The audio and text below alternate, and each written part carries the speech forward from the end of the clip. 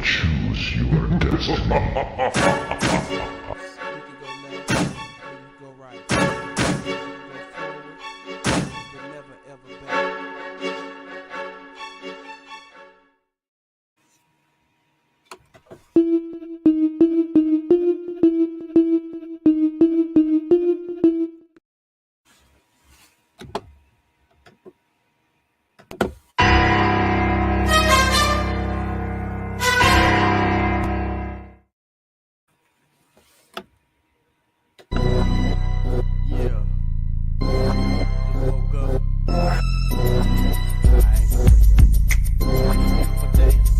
I ain't feeling your side.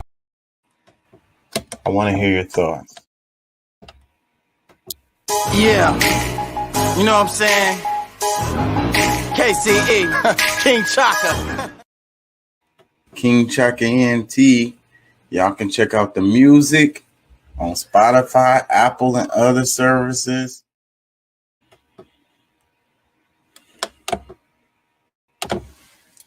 Hey, how y'all doing out there?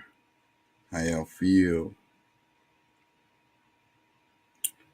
Remember, an educated and united public cannot be controlled. Get organized. ¿Cómo estás? ¿Podemos ayudarnos más? Sí se puede. Name of the show today is Lazy Overrides Logic.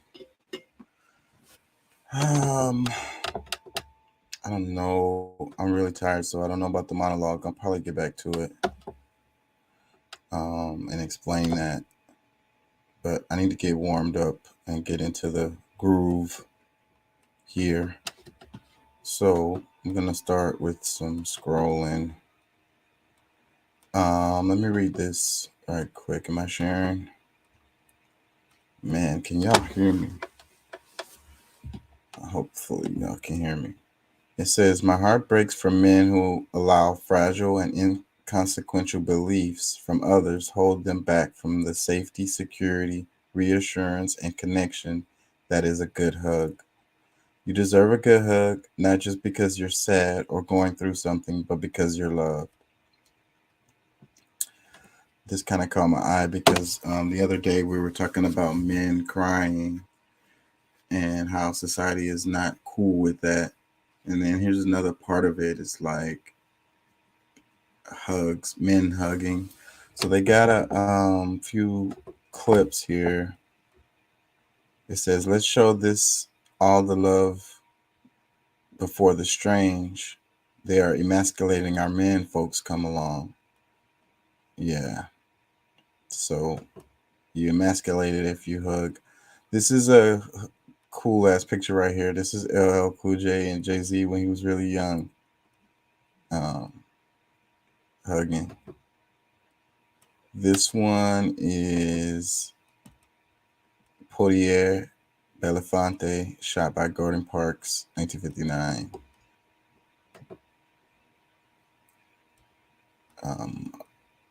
Another one. Another one. Another one.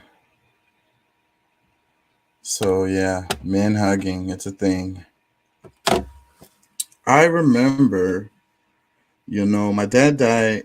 I was about 22 years old. He was about 51. And I remember to this day, I still remember the last hug. It's something weird about it. I remember our last hug distinctly. It's like a really clear memory. And it's been a long time since he passed. Like over 20 years. And so I don't know. There is something with that. And I remember my uncle, his brother, live out in the country, and we went out there to visit folks in the country. And I remember giving my uncle a hug, and I remember distinctly like this feeling. It was really weird because um I don't know, his body shape was a lot like my dad's. Like it's kind of like, like the bridge in his back, like the little curve in his back that goes down the center of his back. Really, really similar to my dad's. When he gave me a hug, you know how like when you hug, especially guys, like it's like a little thing we do where we like pat the back, kind of. So I distinctly remember like having this eerie feeling that it reminded me of the last hug that I got from my dad. So I don't know. It was something. It was a thing. I didn't tell him about that, but it struck me, and I started acting weird and awkward. I probably should have explained it. He probably would have understood, but I don't know. I guess that's another thing that's related to, men not showing their emotions and stuff. Because I was just kind of like struck, and then my voice was taken away. Like I couldn't speak. So I don't know. That's a thing. And I know I have issues with intimacy, if you will. I really do. I know that about myself, and I don't hug nearly enough. Um, I don't really like to touch people very much. Like I don't know. It's a thing, but it's probably because me being afraid of myself. Because I'm really emotional. And I know that, and I also get attached easily. You know, I don't know. I can't really explain that. It's a way of me protecting myself, I guess, by not hugging. And not being physical with people. You know, it's a strange thing. It makes me weird and awkward in a lot of situations. Um, I don't know. I like to connect with people mentally, you know, and that's where my comfort zone is. So the physical touching part is something I kind of shy away from. I can't explain why. I really can't. I know it's a problem with the people that are close to me, and who's ever been close to me in my life can realize that it's a bit of a problem, you know, and I don't mean any harm by it at all. Like I really wish I could be more physical, and I try to work on it sometimes, but I really have a problem with it. So, like I say, anyone that's close to me can verify or acknowledge that I kind of have an issue with it, with the touching. I don't know. I wish I didn't. It's one of those quirky things about me that I haven't been able to learn how to really deal with. I think it's a psychological issue that I have. Maybe it has something to do with my childhood.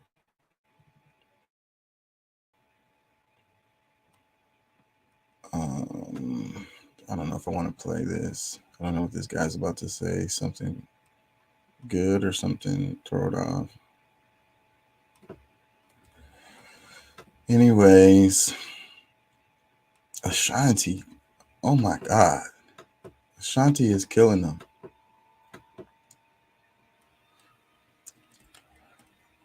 Talk about a distraction. Um, Let me see.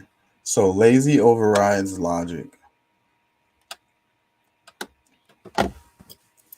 Lazy overrides logic.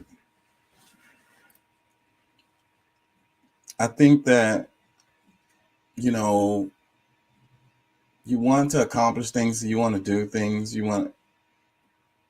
but you have to do work to make it happen. And then you trick yourself, you kind of lie to yourself about it. It's kind of related to procrastinating, uh, being unmotivated, you trick yourself and you lie to yourself and you tell yourself stories, and it overrides your logic. It because you know that to get from point A to point B, some effort has to be put in.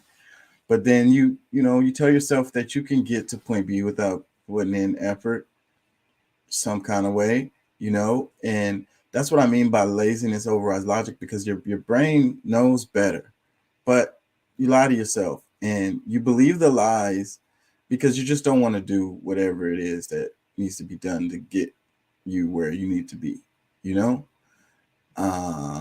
It's the effort, it's the mundane, it's the boring, it's the being physical, it's the, not fun, part of it that just triggers something in your brain to make excuses, to not, to override your logical thinking, 1+1 is 2, and then you tell yourself, no, I can get 2 without adding the 1, like, and you believe it somehow. And then it's like, this is the whole internet right now. Like, it's our whole politics right now. It's the whole generation. It's the way, I don't know, it's the microwave generation. When I was young, we didn't have much. Okay. I came from the struggle. And I remember washing clothes with like a washboard in the bathtub, stuff like that. We didn't have a washer and dryer, I still got weird ways about me with the dishwashers. Like, I don't feel comfortable washing dishes with the dishwasher because I feel like they don't get them clean. So I always hand wash the dishes. Like, I just don't feel like the dishes getting clean in the dishwasher. Like, and it's probably me just being crazy, but it just, I'd rather have the confidence that the plate is clean because I did it with my hands, rather than pushing a button and just, on a wish and a prayer and hoping that that actually got clean. I don't know. And so, but I don't know. I think what I'm trying to highlight is the difference between the my generation and today's generation. They have a lot of buttons they can press, to get the same job done that we had to be more hands-on with, more physical with. And I don't know that it's really a good thing. I really don't. I don't think that it is a good thing. One of the topics I wanted to talk about was, which I probably will get to, was how like privilege leads to it has negative impacts. When you haven't had any adversity, maybe I talked about it already, I just don't remember. But when you haven't had adversity, then you don't know how to deal with problems. You don't know how to deal with situations that come about that are difficult. You there's blessings in the struggle, is what I'm trying to say, I guess. There's benefits to the struggle. Now, everybody's struggle is different. Like, it doesn't necessarily mean being poor and not having money. You have to struggle to do all kinds of things, like freaking filling out an application online or something, doing a search for a YouTube video that you wanted to help you get something done or whatever, a how to or whatever. There's different kinds of struggles, and those struggles make you better, is what I'm trying to say. When you don't have those struggles, when you give up, then you still haven't developed those skills needed to deal with situations. And no matter what, like whether we're in the future or the past, whether we have a button to press for the dishwasher, if you don't have the effort that you want to put in to even press the button on the dishwasher, then the dish is still not going to get clean. Do you get what I'm saying? Like, you got to put in that effort to do that. That's a bit of a struggle. for some people. You know what I'm saying? What I'm trying to say is that the struggle is how you build skills, the pain, the mundane, the boring, the grind. Anyways, I feel like I'm losing y'all. I'm going in circles. I'm tired. Let me share Twitter. And let me see. Let's play this. Okay. And a memo you probably never heard of. In 1971, the U.S. Chamber of Commerce asked Powell, who'd go on to become a Supreme Court justice, to draft a memo on the state of the country.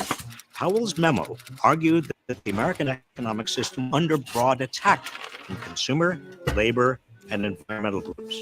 In reality, these groups were doing nothing more than enforcing the implicit social contract that had emerged at the end of the Second World War. They wanted to ensure corporations were responsive to all their stakeholders, workers, consumers, and the environment, not just their shareholders. Powell and the chamber saw it differently. In his memo, Powell urged businesses to mobilize for political combats and stressed that the critical ingredients for success were joint organizing and funding. The chamber distributed the memo to leading CEOs in large businesses and trade associations, hoping to persuade them that big business could dominate American politics in ways not seen since the Gilded Age. And it worked. The chamber's call for a business crusade birthed a new corporate political industry. Practically overnight, tens of thousands of corporate lobbyists and political operatives descended on Washington and state capitals across the country. I should know. I saw it happen with my own eyes. I worked at the Federal Trade Commission. Jimmy Carter had appointed consumer advocates to battle big corporations that for years had been diluting or injuring consumers. Yet almost everything we initiated at the FTC was met by unexpectedly fierce political resistance from Congress. At one point, when we began examining advertising directed at children, Congress stopped funding the agency altogether. I was dumbfounded. What happened? In 3 words, the Powell Memo.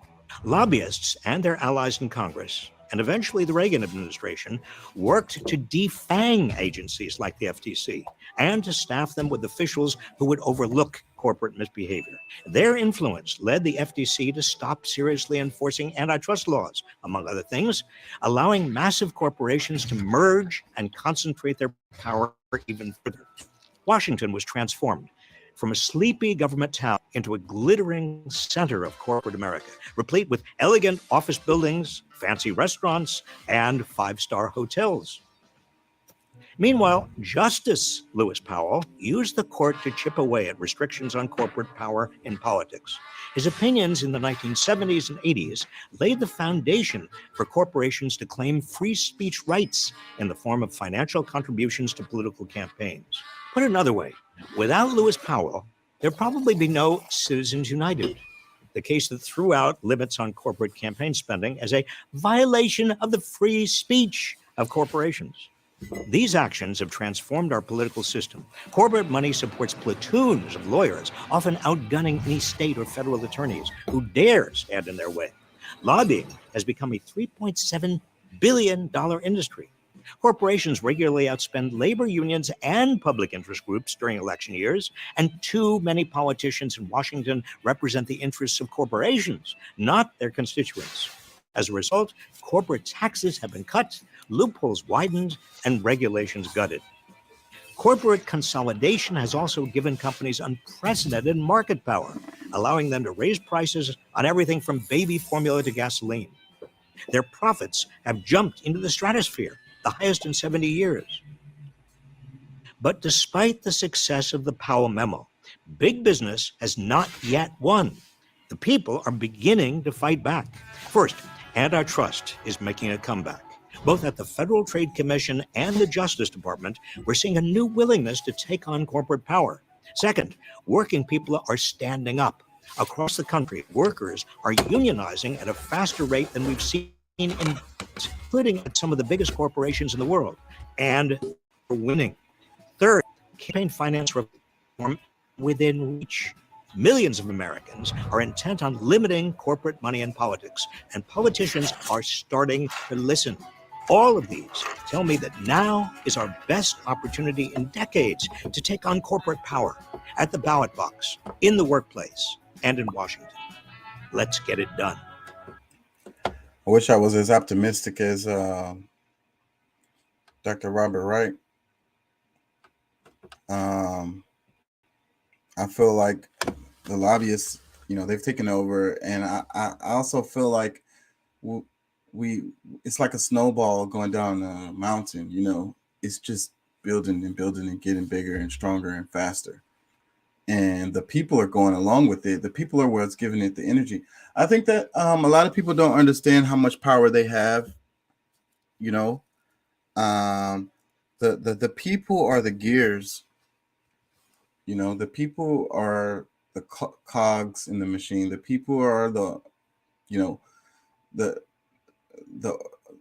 oil. We're what makes it go.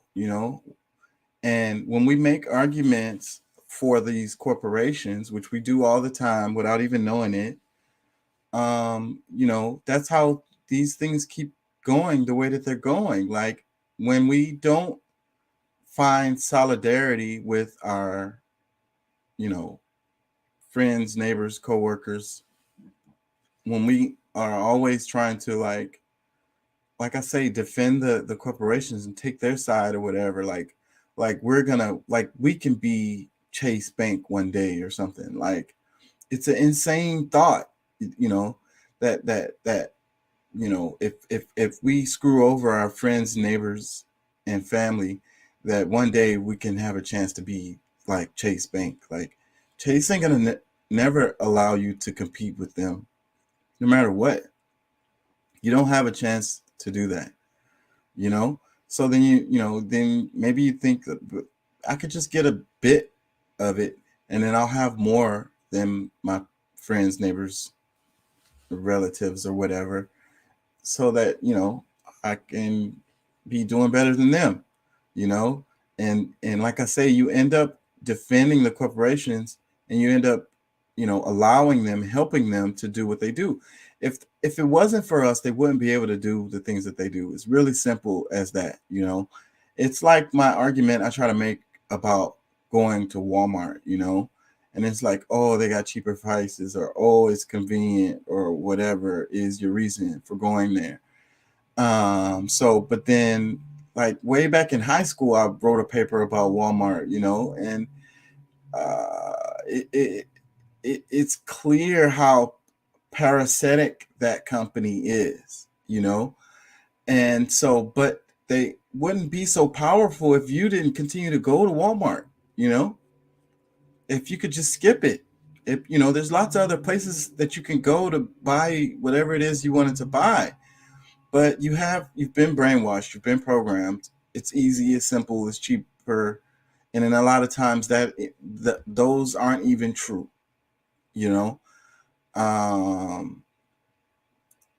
But again, all of the patrons, like we talk about going through the self-checkout lines, this is what causes them to hire fewer people. I mean, I wish that people could try to understand the connection between their day-to-day activities and how things go in the world. The decisions that you make, like deciding to go through the self-checkout line, or deciding to go to Walmart, or deciding to order something off of Amazon, or whatever it is.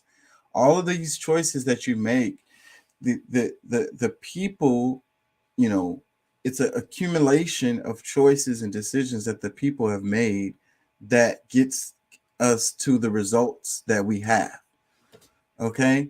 So it's really true, but they make you feel like you're powerless. They tell you that you're powerless, that it doesn't matter, what you do, Meanwhile, they're leaving out the back door with the bag. Meanwhile, they're paying their employees trash. Meanwhile, they're laying off half of the employees. Meanwhile, the bank's failing and getting bailed out again, And then the argument online about like, oh, it was President Trump, or oh, it was Biden, or whatever. Like, let's look at what the hell really freaking happened. You know what I'm saying? Stop putting the identity on it. Let's look at what actually happened, with the banks. They were allowed to be shady, as a result of deregulation. You know what I'm saying? And then again, there goes the argument where people defend the corporations. It's like they're like, the regulations cost them money. So is that coming out of your pocket? Why are you so adamant about looking out for the damn corporation? Like, oh my God, it costs them money to these regulations are costing them money. What does that matter to you? Like, is that money coming out of your pocket? Like, get all the way up out of here. Like, the banks were allowed to be shady because they got the regulations were cut. Now, who was in there is kind of beside the point. Let's look at what actually happened so that we can fix it, regardless of who's in there, which party is in there, which president it was. They're all culpable. My stance on this. Two wings of the same bird. That's the case, period. They work together to fly around and screw the people. They're freaking rioting in France. Let me see. Before I get to that, let me play this because I think this is good. I only got to hear a little bit. Let's see. Plus, anti-women, anti-bills and laws are being is the scariest nationalist group you've never heard. Buckle the fuck up. For over a year now, I've been investigating behind all of the anti-trans, anti-LGBTQ+, anti-women, anti-BIPOC bills and laws are being passed in this country. And I've told you about the Alliance Defending Freedom, the ADF, who is behind a lot of the bills. But if they are a henchman, the Council for National Policy is the fucking mob boss. Let me tell you about them. The New York Times describes the CNP as a little-known club of a few hundred of the most powerful conservatives in the country who meet 3 times a year behind closed doors at undisclosed locations for a confidential conference. They are so secretive that you can only attend with the unanimous approval of executive committee, and members are instructed to not even refer to the organization by name, like it's fucking Fight Club. And because reality is stranger than fiction, they were founded in 1981 by the author of the Left Behind series, Tim LaHaye. To tell you more about them, we need to go back in the past. We have to go all the way back to 1845 when the Southern Baptist Convention was started. The Southern Baptists were created because they branched away from Baptists over slavery. Southern Baptists supported slavery. The Southern Baptist Convention remained apart from other Protestant denominations during the war, and in 1962, the Supreme Court ended public school prayer. Now they are mad. It's at this time that the Southern Baptists realized that with the shifting demographic of America, that they might be irrelevant very soon. They could not have it that way. So the Southern Baptist Church plotted to get into politics. And in 1979, Southern Baptist preacher Jerry Falwell, who was for segregation, he was vehemently opposed to racial integration in academy. He decided to convene a meeting with some other pastors, as well as Republican operative Paul Weyrich, who co-founded the Heritage Foundation, and Falwell, Weyrich, Pat Robinson, Tim LaHaye, the author of the frickin' Left Behind series, and presidential Ronald Reagan got together. They started a little 501c3 organization called the Council for National Policy, which is now a network of evangelicals, oil barons, gun lobbyists, and Republican operatives working to dismantle the social safety net and civil liberties that we have today. And some of its more prominent members today include the Koch brothers and the DeVos family. Leaders of this group have included Tony Perkins, the head of the LGBT bashing Family Research Council, who was vice president for a year and is still on its board of governors. Tony Perkins, who once claimed that gay people recruit children and secretly published a mailing list for a candidate he was managing from former Klan leader David Duke. Also on the CNP's board of governors is Michael Perotka. Perotka was for many years on the board of the League of the South, a neo-Confederate hate group that advocates for a newly secluded South ruled by white people. Another board member is Matt Staver, leader of the Anti-LGBT Liberty Council, who has worked for the recriminalization of homosexuality and calls the Boy Scouts a playground for child abusers. He likened LGBT activists to terrorists.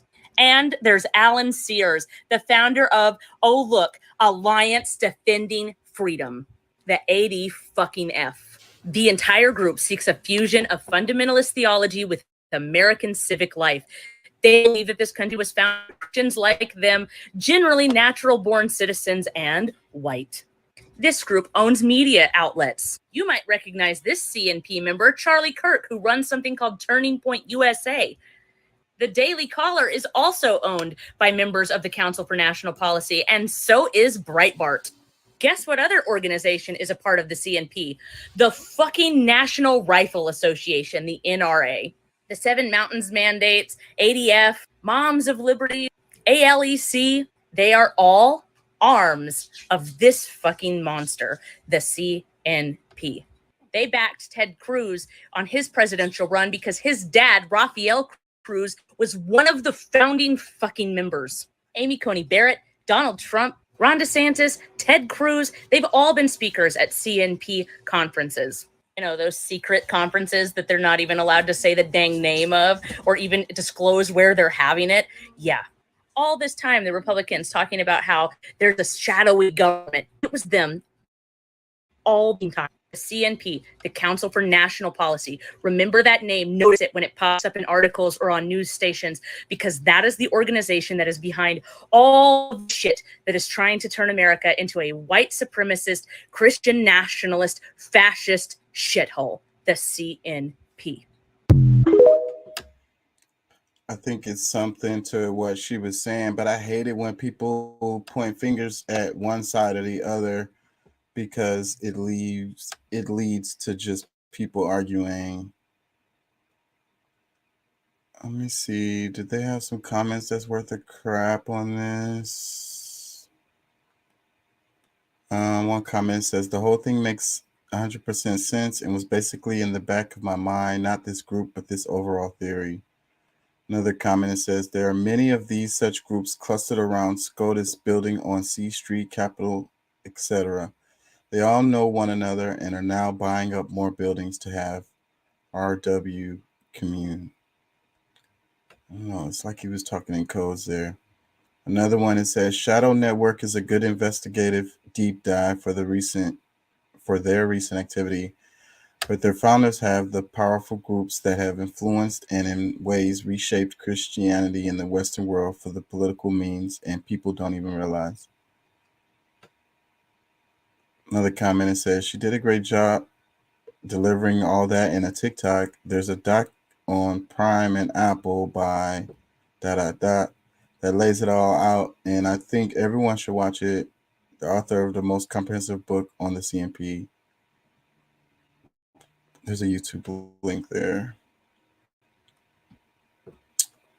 I don't know.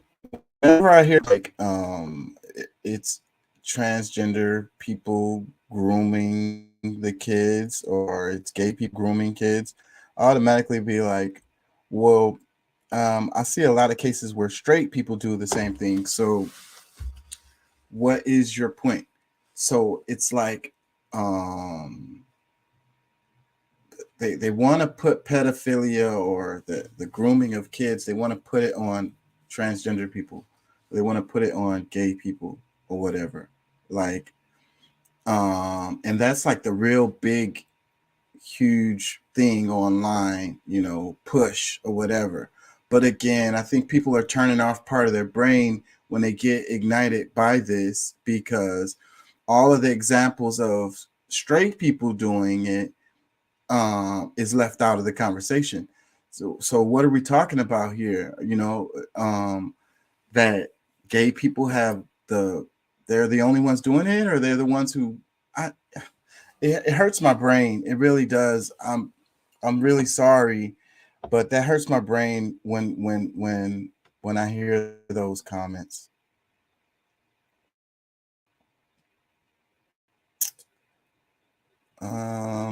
Let me see. Where the hell is everybody tonight?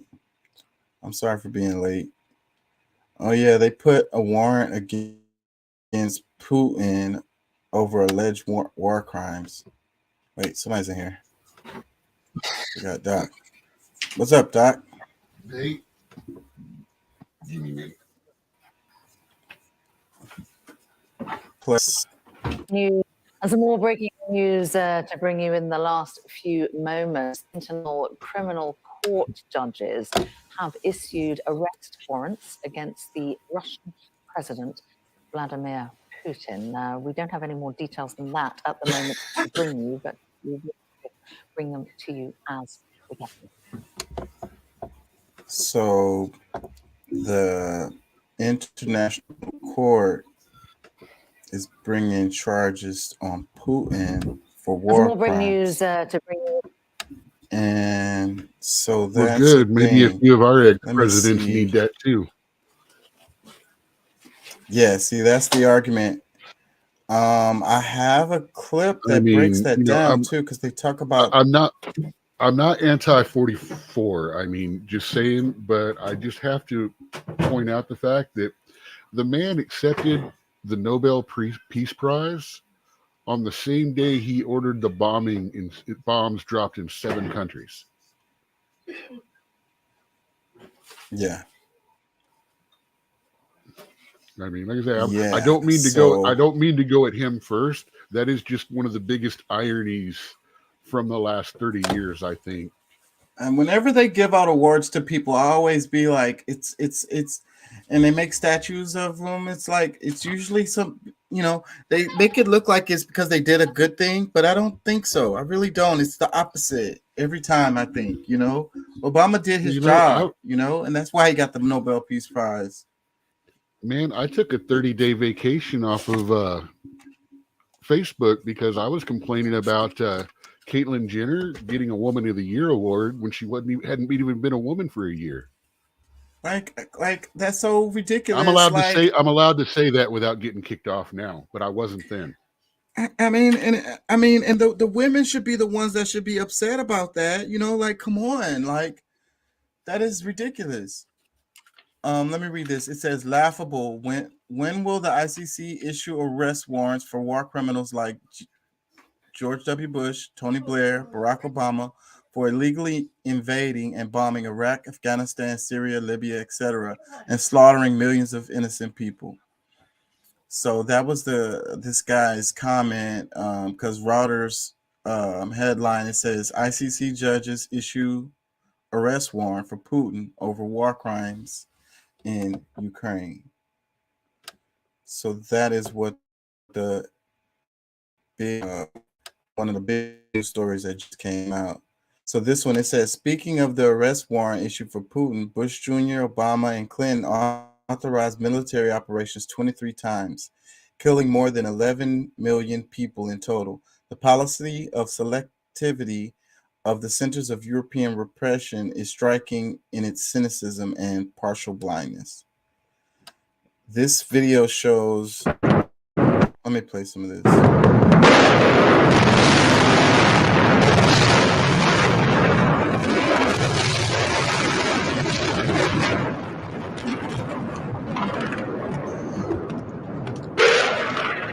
It says, beginning of the shock and awe campaign.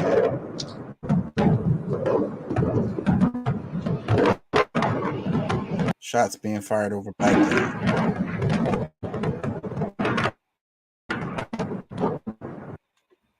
So this was some coverage that was done when that happened. I remember all of this. It was so crazy, man. They hung that dude Saddam Hussein, and it was live on television. I was sitting on the couch watching that shit happen. And I was like, I can't believe that this is on TV. How the hell did they get away with that? Like, it was kids watching this shit on TV.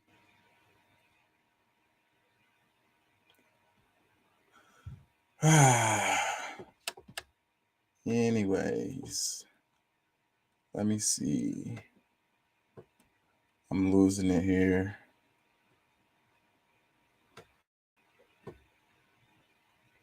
This one, it says, on this day, March 16th, 1968, the U.S. troops in Vietnam killed hundreds of unarmed Vietnamese civilians. More than 500 people were killed by the U.S. in what is today popularly known as the My Lai massacre.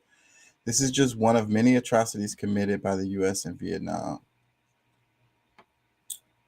So it was mostly women and children, and they were there looking for combatants, but they found a town full of women and children, and they did what they do. So that's what this one says. 55 years ago today, American soldiers committed mass massacre and rape in a small Vietnamese village known as My Lai for about 100 U.S. GIs and officers were looking for Viet Cong soldiers in the village, but there were only women, girls, children, and old men. This region was labeled as Pinkville by Americans, meaning it was allegedly pro-communist. Thus, a search and destroy operation was initiated. When the American platoon couldn't find any enemy combatants, it went crazy. U.S. soldiers just shot children, old men, and old women. Young girls and women were shot to death. Bodies were dumped into ditches, and the entire village was burned to the ground. American military committed such atrocities numerous times during the Vietnam War, but were always covered up, usually by claiming that civilians were inadvertently killed during a battle with the enemy army. My Lai massacre was so heinous that a couple of people spoke up. However, only one soldier was convicted, and he spent 3 days in jail and 3 years in house arrest. Yeah, so, but, and I don't want to give Putin a pass either, you know. It's crazy how they can be so one-sided when they talk about these things, you know. Putin commits wars, and let's hold the real problem with this is him accountable. You know, the real problem with this, we've already discussed it. Good, bad, whatever. Putin is psychotic. I mean, it doesn't matter what side of this right or wrong you are on him. It is, you have to admit, the guy is nuts. I mean, there's definitely bad things going on here. That being aside, why would you want to further back this man in a corner? He's already threatened exactly that he has advanced weapons. He's already said, don't dig any deeper in this. If he loses, something bad's going to happen. If the world puts him in a corner to where it's us or them, or we're going to go, this guy is going to go, well, let's take them with me. He is that friggin' nuts. What this is this a ploy? This is a ploy. This is a coup attempt on Russia by the world. They say, we don't care who's there. Get Putin out. That's what they're saying. Yeah, and he's got pressure coming from his side too. Saying,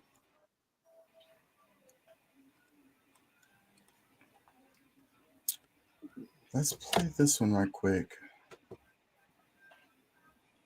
Very, we trust since the very beginning and taken a lot of abuse for it. Where do you think this conflict stands tonight?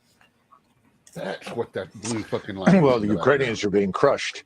Even the Washington Post and the New York Times are now finally beginning to print the truth. Their casualties are horrific.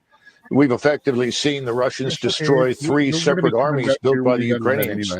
And everyone is beginning to wonder what's really happening. The truth is coming out that this war was not started by Russia, that Russia begged us not to try and drag Ukraine into NATO. We ignored Russia, and Russia made it very clear that they were going to defend their national interest. All they wanted was neutrality for Ukraine. Americans know something else, and I think somebody said this a few years ago. It's the economy, stupid. And every Republican candidate understands that and are worried about. I see Lindsey Graham invoke Ronald Reagan, who won the Cold War with a superior economy and not with tanks. That's true. Ignore the fact that our banks are collapsing. How exactly do you think people like Graham and virtually every Republican senator, with a few honorable exceptions, how do they think we're going to afford a war against Russia and China simultaneously? Well, it's unaffordable. It's unaffordable against Russia. You don't have to lump China with the rest of them. It's impossible. We are on the road to bankruptcy. The American people sense it. The bank bailouts are not going to happen as they did before. The best thing I can think of is to say that Lindsey Graham and his peers in Washington, they're not channeling Ronald Reagan. They're channeling the Three Stooges. The last thing Americans need is a war. No more political and military incompetence, ineptitude, corruption. They want an economy that works, and they're not going to stand around and watch the financial system go under. They want real leadership, not a cardboard cutout president. If we actually followed Lindsey Graham's advice and attacked the Russian Air Force and, of course, immediately became embroiled in a hot war with Russia, how long before you were arrested?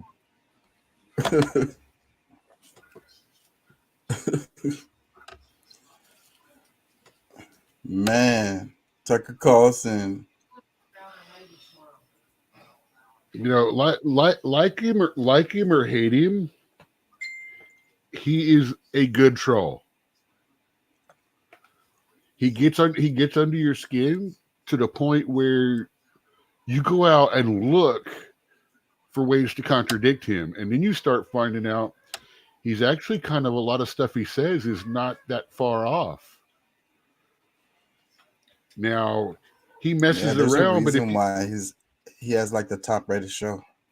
If you actually go back and watch when you do your own research and stuff, if you go back and watch his face as he's saying some of these, you can start seeing where you want to look stuff up, because he'll say it and he gets a tight, thin lip, like he's trying not to crack up. Like, it's like, oh yeah, that's going to be funny. Yeah.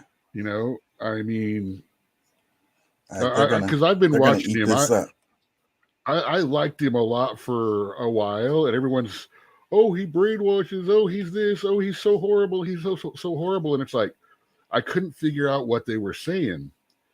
And then I realized, oh, they think that he's actually an informative journalist and not a commentary. They actually think that he means everything he says. And that's what all of our news have become. It's all just commentary. And people are taking commentary as facts. That's like with us believing that we actually believe everything that we say on this show.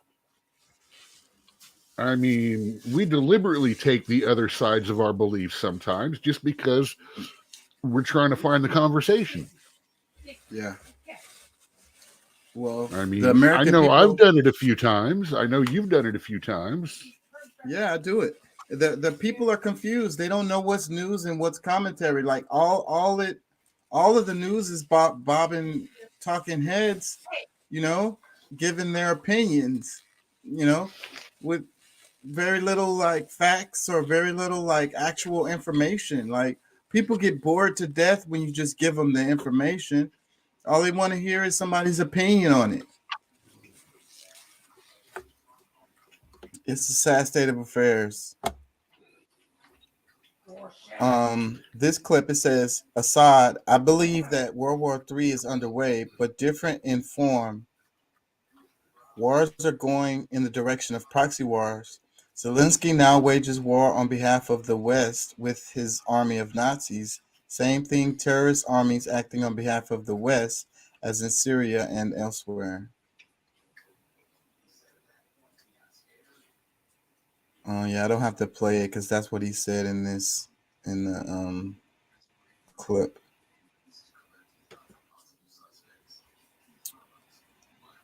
It was something I wanted to share, but I done lost it. It was right up in here. Man, forgive me, y'all. I'm tired. I worked all day today.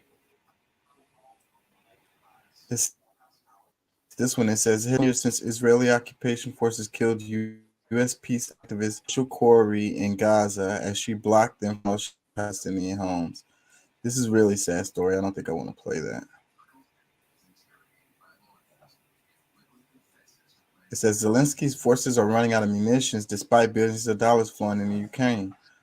Where's all the money going? You can't have an audit, because if you do want an audit of where your money is going into the most corrupt country in Europe, you're a tool of Putin. So there goes Tucker again, being pretty on point. Let me play this one. Are completely, they're basically just handmaidens to power at this point. They're not even pretending. But if you're paying any attention at all, if you thought for even a moment, I'm a journalist, I should cover the news, you might notice that they were getting, to charitably put it, mixed messages from people in power. For example, here's Mark Milley today explaining that Ukraine is armed to the teeth with American weaponry. 2 weeks ago, the United States released another security assistance package, HIMARS, ammunition, artillery, vehicle maintenance, and vehicles. The Ukrainian soldiers wear the blue and yellow of the Ukrainian flag, but the colors of 50 other nations that met today stand beside Ukraine to support the principles of the rules-based international order. Look how afraid that man looks. I almost want to play the tape again. Go back and look at that on the internet. That man is afraid. What's he afraid of? It'd be interesting to know. But what he just told us is we've sent a huge amount of material to Ukraine, artillery, ammunition, 100 billion. So that would suggest that the Ukrainian military has a lot of equipment. They're well armed. Oh, but no, at the very same time that Mark Milley's telling us that, the Pentagon just yesterday informed us that actually Ukraine is running out of munitions. There's reports out there from the battlefield that the Ukrainians are running out of munitions. They're having shortages. Is that a concern for the Pentagon, and what's the Pentagon doing to alleviate that problem? Yeah, so as we've been doing since the beginning of this campaign, we're continuing to do everything that we can to ensure that we're meeting Ukraine's needs, whether it's ammunition, whether it's air defense, armor. You've heard us talk extensively about that. Tomorrow's discussion, of course, will be another opportunity to bring the international community together to focus on Ukraine's most urgent needs, to include ammunition. Okay, so leaving aside the fact, the dead certain fact that the U.S. military probably should have enough of its own ammunition, now they're all invoking Ronald Reagan. Remember, peace through superior firepower, weakness invites aggression. Speaking of weakness, the U.S. military increasingly is weak. And part of the reason, there are a number of reasons, but one of them is we're sending all the stuff to Ukraine. So there's the military question that no one seems to have answered, but there's also an economic question. Where's all the money going? So we've spent more than Russia's typical annual military budget in Ukraine, and yet the Ukrainian military is out of ammunition again? Okay. That might be a question for Zelensky. Where's all the money going? You're on the phone with BlackRock all day. Where's all the money going? People are getting very rich. You can't have an audit, because if you want an audit of where your money is going into the most poor country in Europe, you're a tool of Putin. What do you think? Pretty much what we've been saying the whole time. Mhm. But what's interesting, Where is the money? Why aren't people asking those questions? Well, you Nobody know, really like cares. I said, all like that the money going taxpayers, like- in. Go ahead. It's the taxpayers' money. Like, they should care, right? Oh, shit. Well, you know, that's why BlackRock, between all the money they're getting now and the fact they already have the rebuilding contract for a certain number of years after it's declared over. So that rebuilding contract hadn't even started yet. That's why they're not going to have to sell all the houses that they bought across America at inflated cash value during the pandemic. because they can wait out a recession, a housing recession now.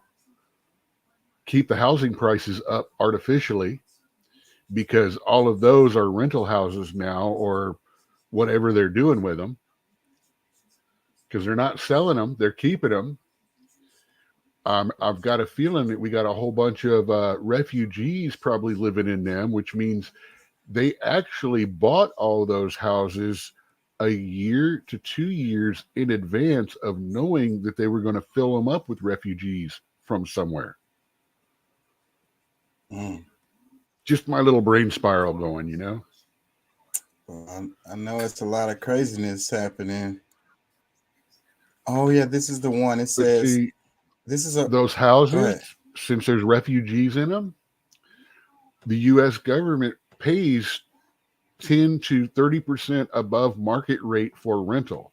Since they were bought at an inflation point, pushing the market up, they can use that highest market point, even if the market crashes. Well, it was worth this when we bought it, so this is the rental value of it. So the value could say be $1,000 a month.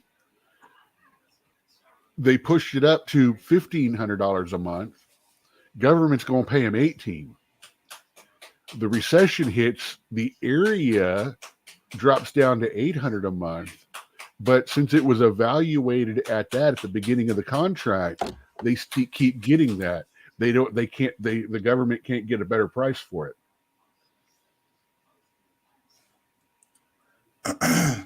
Let me read this. Russia MFA spokeswoman. It says, is anyone in the West conducting an inventory of what has been plundered and smuggled out from Iraq? Of course not. These artifacts will remain in the West forever, just like those smuggled out by the British and other Westerners from Greece and Egypt. Egyptian and Greek museums and state agencies have been demanding, requesting, pleading, and begging for a long time that the West return their cultural legacy. However, the answer they get is always the same. It isn't yours anymore.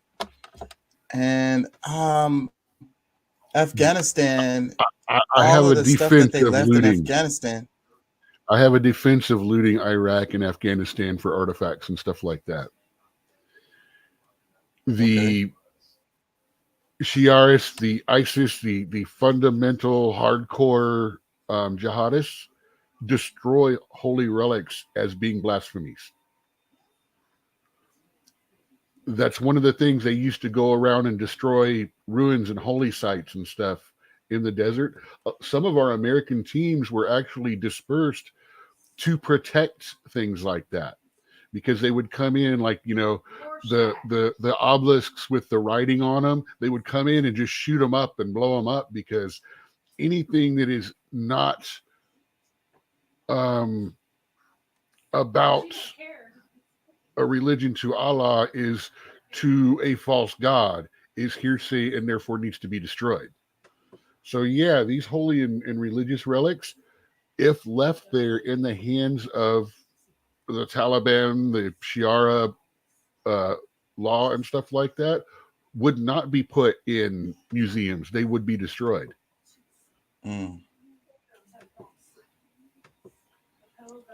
I'm all over the place today. This should give us something to talk about, though. That doesn't give any kind of argument as for not giving back Egyptian, Greek, and all that kind of art stuff. Yeah, they're going to take them and put them in museums. They're not going to take them in.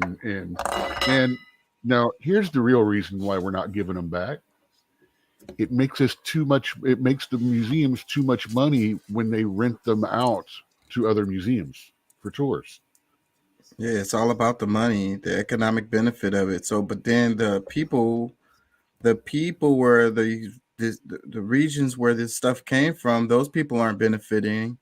You know, it's just another way of like how the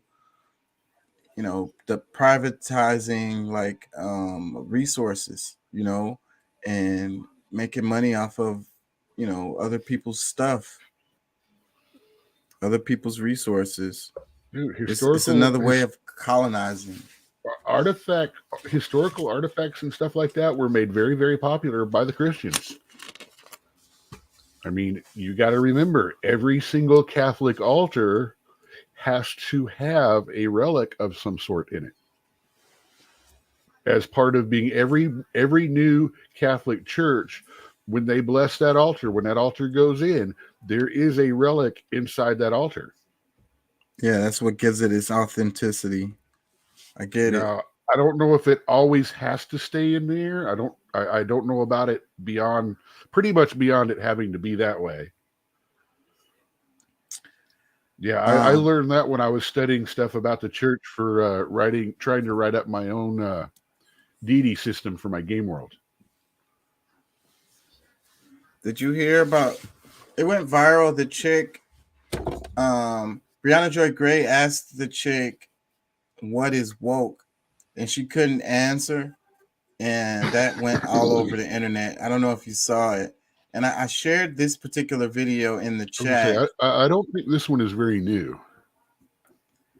Yeah, the interview, that exchange, it may be getting pointed out now, but I think the exchange actually happened a couple months ago. Or there's been other exchanges like that, because she does that to people all the time. Yeah, I think it's fairly new because it was all down my timeline. The new way to chump the left is look at them and go, define it. Tell me what you're talking about. The same way on the right. It's the same way to break up the right. It's the same thing, because everybody is making arguments and they don't have no really like they're just repeating talking points. 9 times out of 10, someone on the right can at least respond to it. They don't sit there and go, well, this lady was coming from the right, and she couldn't define what her own definition of woke. Like I'm just gonna play a little bit of this. Check it. There's just so many levels to the word. There is one definition of woke that's emerged about whether there is a single definition of wokeness. And this is the point. Now, of course, I'm alluding to our viral with author Bethany Mandel, who co-authored a book about a war the left is allegedly waging on American children. In case you haven't seen the interview, which now has a Washington Post write-up, 2 Daily Beast write-ups, and a Huffington Post write-up, which has been viewed over 7 million times on Twitter. In her interview, Mandel used the term woke repeatedly to describe the nature of this war on children. So in an effort to better understand her specific grievance, I asked her how she defined the word.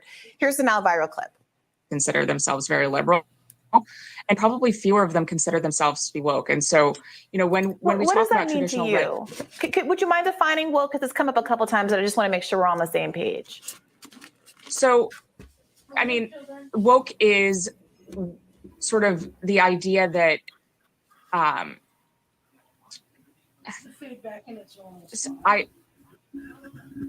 this is going to be one of those moments that goes viral. I mean, woke is something that's very hard to define, and we've spent an entire chapter defining it. It is sort of the understanding that we need to totally reimagine and redo society to create hierarchies of oppression. It's hard to explain in a 15-second soundbite. Now, I want to be really clear. I did not intend for this to be a gotcha moment. I asked her to define woke because I wanted to know in good faith. And that's because I know that many people take that word to mean many different things. And I wanted to figure out whether I might agree with her on certain points, as I had done earlier in the interview. Alternatively, I wanted to be able to articulate why we differed on other aspects of her argument without devolving into the typical shouting matches that go, woke is bad, no, woke is good. Oh no, you just don't know what woke really means. Say what you want about me, but I don't exactly have a reputation of being a woke scold. I spent a good part of my career as a leftist journalist critiquing what I believe to be certain overreaches of the left that, in my view, undermine important substantive fights for racial, gender, and economic equality. My very first 2 viral articles as a journalist were critiques of weaponized identity politics and of cultural appropriation discourse. In those articles, I questioned whether the gender and or race of politicians like Hillary Clinton and Kamala Harris were in fact being used to insulate them from legitimate concerns about their records on criminal justice issues, or in Clinton's case, her choice of an anti-choice VP. I highlighted the perversity of Clinton using, dare I say, a kind of wokeness to excuse not regulating the banks more harshly in the wake of the 2008 financial crisis. Well, breaking up the banks and racism was a line she used to push back against Bernie's call for greater punishment for the bankers that destroyed the economy. And it's perverse for obvious reasons. Black people suffered disproportionately during the housing crisis, as more Black wealth was rooted in real estate than was the case for other racial groups.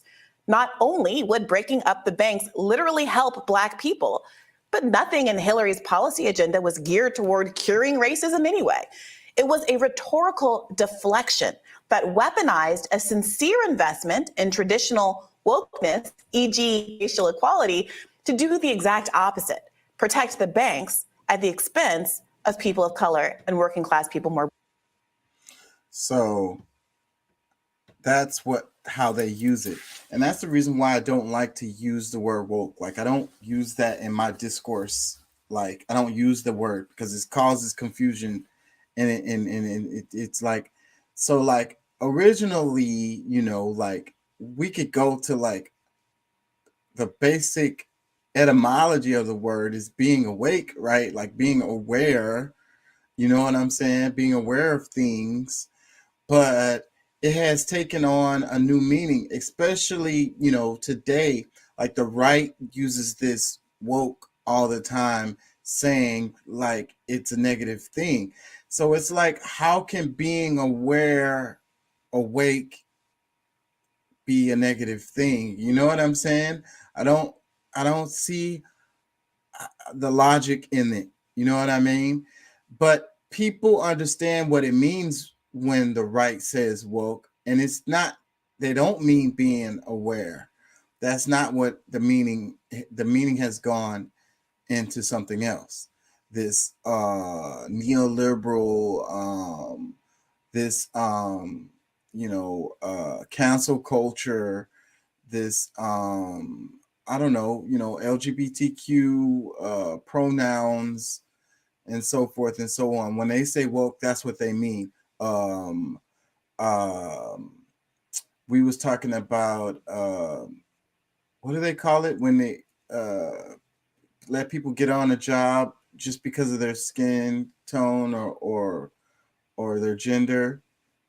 I can't think of the phrase right now, but that's what they mean when they're talking about woke. So, but what, Doc, what do you think? Like the definition of woke, where it has come to now and where it started, like, where's the confusion? Like, what do you think? Well, originally woke would be kind of like the new term of hip or cool. I'm down with it. I get it. I understand. I'm with you, man. But, and it was really okay. Woke was fine up until, I would say, right around the 45 era, end of 44 era, because it went from being cool, understanding, and things like that, to being a group of people that want no argument with what they say is cool. They want no discussion. This is the way you need to think. This is the way you need to talk. And if you don't, then you're a bad person. Somewhere, and see, that's where the left and right started tweaking different too. That's why everyone, the left, it's supposed to be good. It's like, yeah, it's one thing, but when you use your wokeness, whatever you're awoke about, and say that yours thoughts are the only thoughts allowed, and if you don't think this way, you've been brainwashed. That's what that's where the right gets into the why it's bad, because it's become a mantra that has little meaning other than if you don't see it this way, then you don't get it. Oh, well, woke. What's wrong with being woke? Because it's groupthink. Because if you don't agree with it, then you are bad. Then you are not part of it. Then you haven't been awoken. Mm. It is another mental construct used to keep us separated. Yes. That last phrase, that last line you just said is perfect. Let me read this. It says, this is a comment underneath the video. It says, woke was originally used to define the idea that someone was conscious of issues that face those that often are forgotten by the mainstream. Police brutality, systemic racism, and sexism. Then it came to define the excess of oppression industrial complex.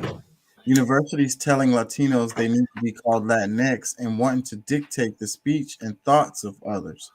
Conflating speech with violence and privileged college kids crying because they heard an idea they didn't agree with. Now it's used to define any slightly liberal idea. Not easy to define when it keeps morphing depending on who is using the word. That's it. That's actually really grouped well with what I was saying. Mm-hmm. I mean, everybody's got a different view. To me, if I'm going to call someone woke, I am using it as a subtle insult. Damn it. Not because I think that, not because I'm not aware and things like that and stuff like that, but because it normally comes from a situation of you are disagreeing with me or we're disagreeing. And because of this, you have labeled me as a bad man. By labeling me as a bad man, you are not only allowed to speak with me in a nastier manner, but you're allowed to say rude things. And it doesn't matter because I'm a bad person because I don't believe the way you do. Yeah. Well, I don't use it. I don't use that. I didn't like it. I don't like it. I don't like it.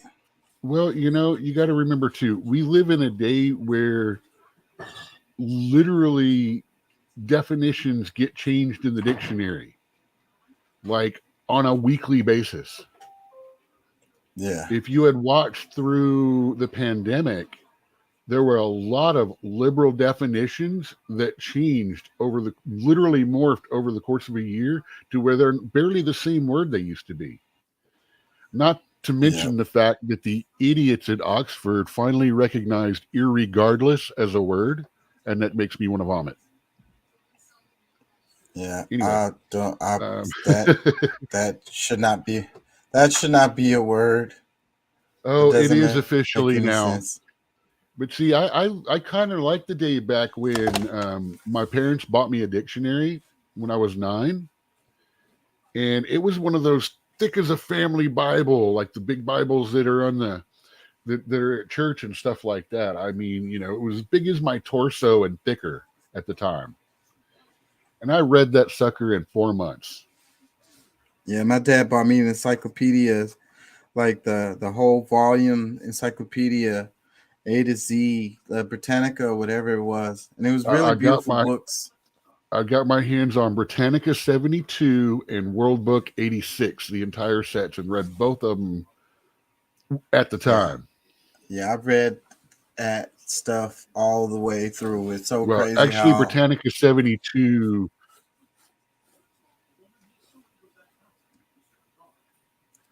It's like Aardvark. I mean, was one of the first ones.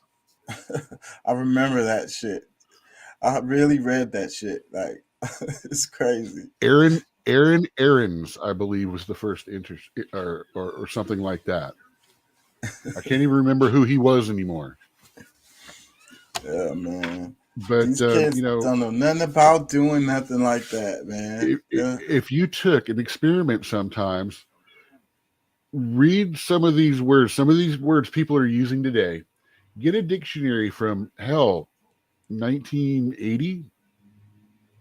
You know, that's not that far. That's 40 years. That's well within a lifetime. And then start comparing the words in the dictionary then to what's online today. And remember the fact that they don't change the same way they do anymore. You know when new words come out and get changed because you're looking forward to the new edition of the dictionary, as sad as that is. But now they change them at will.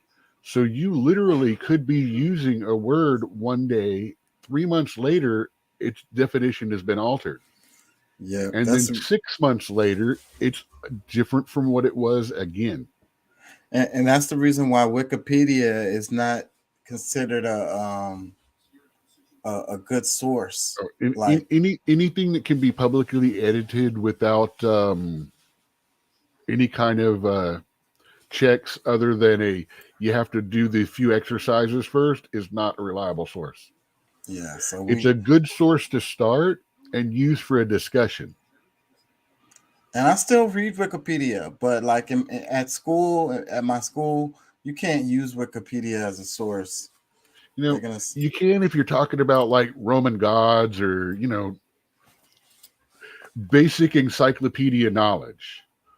But when you start getting to geopolitics and stuff like that, information about anyone that's been alive in the last 60, 80 years, no, you can't trust it. It's going to be written and modified by people that have their own views and stuff.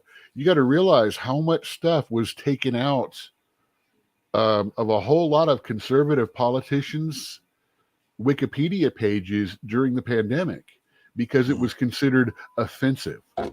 And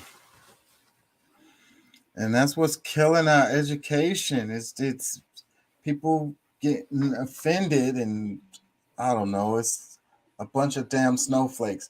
And these snowflakes is on the right and the left. Speaking of not knowing stuff, have you heard HISD is being taken over? Well, yeah, absolutely. Remember, we were talking about that too on that last show before the break, or the show before the break. We were talking about that's what's going to happen if they don't get their shit together. And sure enough, 3 weeks later, they did it. It has happened. Let me play this.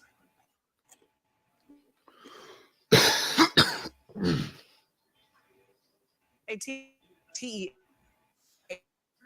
doing for years now.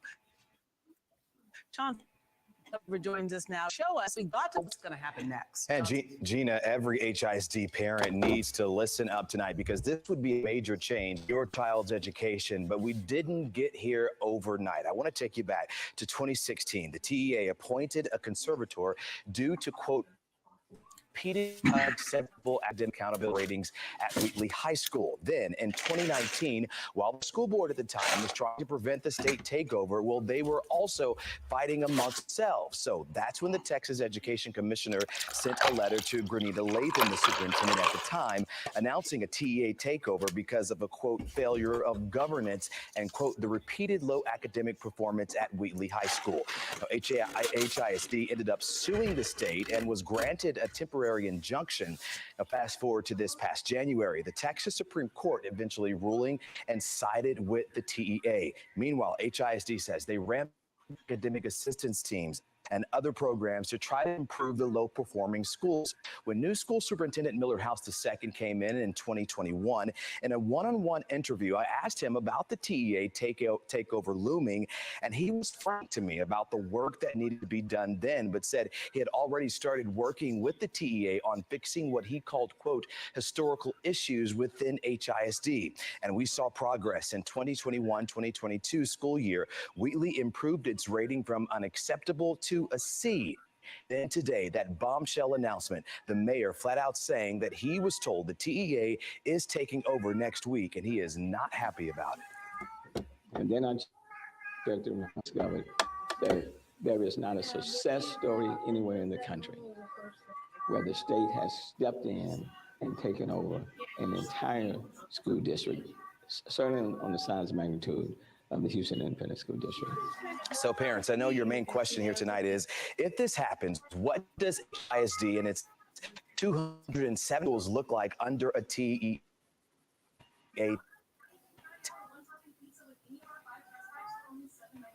Court all be placed, a board of outside managers brought in to explain the 2021-22 which talk about the difference. Yeah, man. I don't know if this is a good thing or a bad thing. I ain't gonna lie. I know it's scary as hell. I got kids that are in HISD right now. The whole idea is, how much worse can it be? I mean, you were the one actually supporting the idea of government taking over schools. Let's see how that works. Well, I guess we're gonna find out. Hey, HISD, especially certain of the more inner city schools and stuff like that, has been crap. It really has. And a lot of it has to do with the neighborhoods, the kind of kids, rebellious, angry, not going to fit in the system anyway because they've told they've never going to go into. I mean, the kids are defeated before they ever set foot in the school door, you know? Yeah. And it just gets worse because that's what their people tell them. The people in their lives, the people they knew, the people that they watch as they grow up going to jail, and the things that they see as being normal part of every day. I mean, and that is not the kind of people that do well in a sit down, shut up, read your book, get better kind of environment.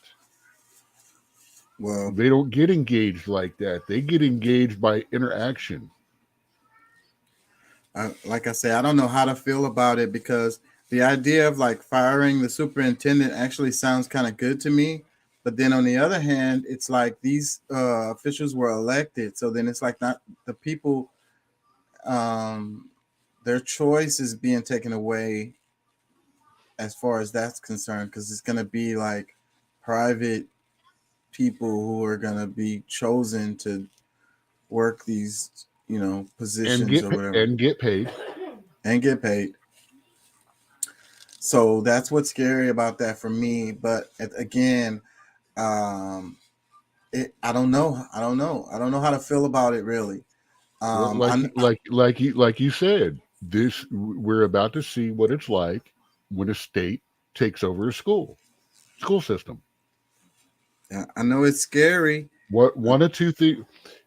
Ideally, they restructure the district, try to make sure everything's okay, and in a year or two, turn around and do open elections for all board members again. Ideally. However, if in the next couple of years they turn the crap around and start doing really, really well, they could introduce something for the people to vote to allow them to continue running it.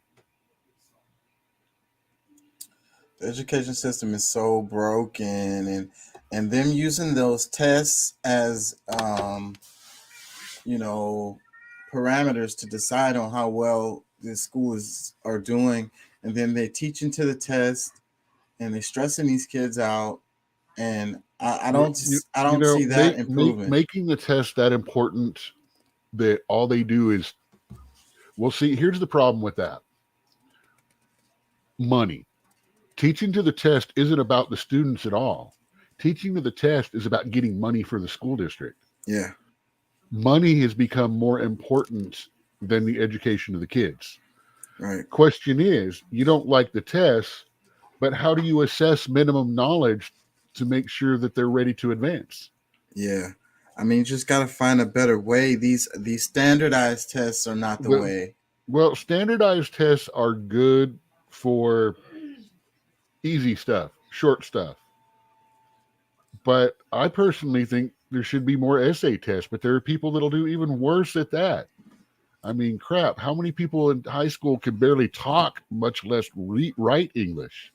Yeah, I think it should be more regional. And I'm talking about people born in America.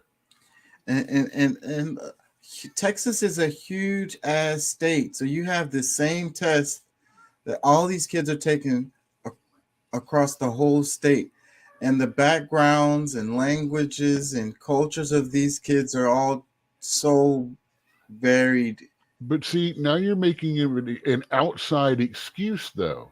If everything and every bit of knowledge required to take these tests has been introduced in the classroom and taught in the classroom, which by your very argument, that's all they do is teach the test, then yeah, they should have the knowledge. All of that should, nothing else should, none of that culture excuses and all that should make a difference. I'm saying even if got the information, even if they pass the test, did they learn stuff? That's what I'm saying. Did they actually retain any knowledge? Learning is not necessary. Only regurgitation is necessary. Exactly. That goes also for the first 2 years of college. It's the education system. It's just a completely new bunch of stuff they need you to regurgitate that contradicts 80% of what you spent the last 12 years learning.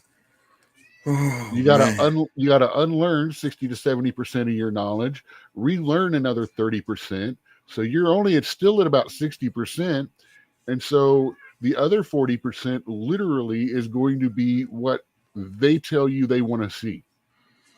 And then which is why all the college kids start to think alike. That's why academics quite often are really fantastic when it comes to figuring things out that don't involve people.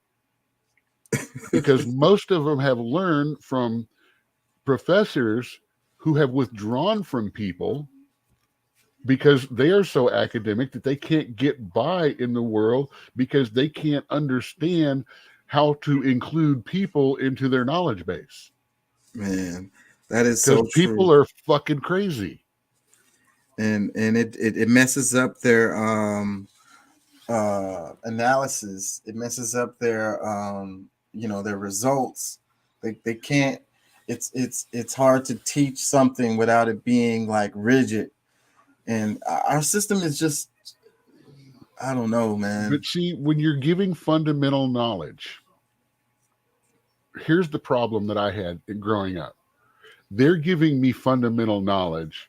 My brain is working 2 or 3 grades above that knowledge as soon as I hear it.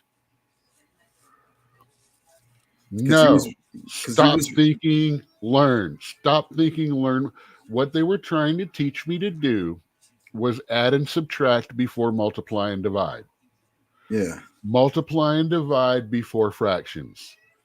But my brain was going from addition and subtraction to fractions already. Yeah. I got that kicked out of my skull. Yeah. And I think it was a bad thing. I think I should have been encouraged to continue to follow that direction instead of going pushing you backwards, basically. And I hate how they make you memorize like the names of people and the dates of things. And okay, that is useful for flashpoint memory. But you don't. That teaches you how. It's not just that though, but it teaches you how to memorize and how to figure things like that out in the future. Completely remove that from the history, which I know you're taking that from that video, which I can shred that video a little bit, or at least some of the basic ideas. Not that they're not valid; they are absolutely. But anyway, like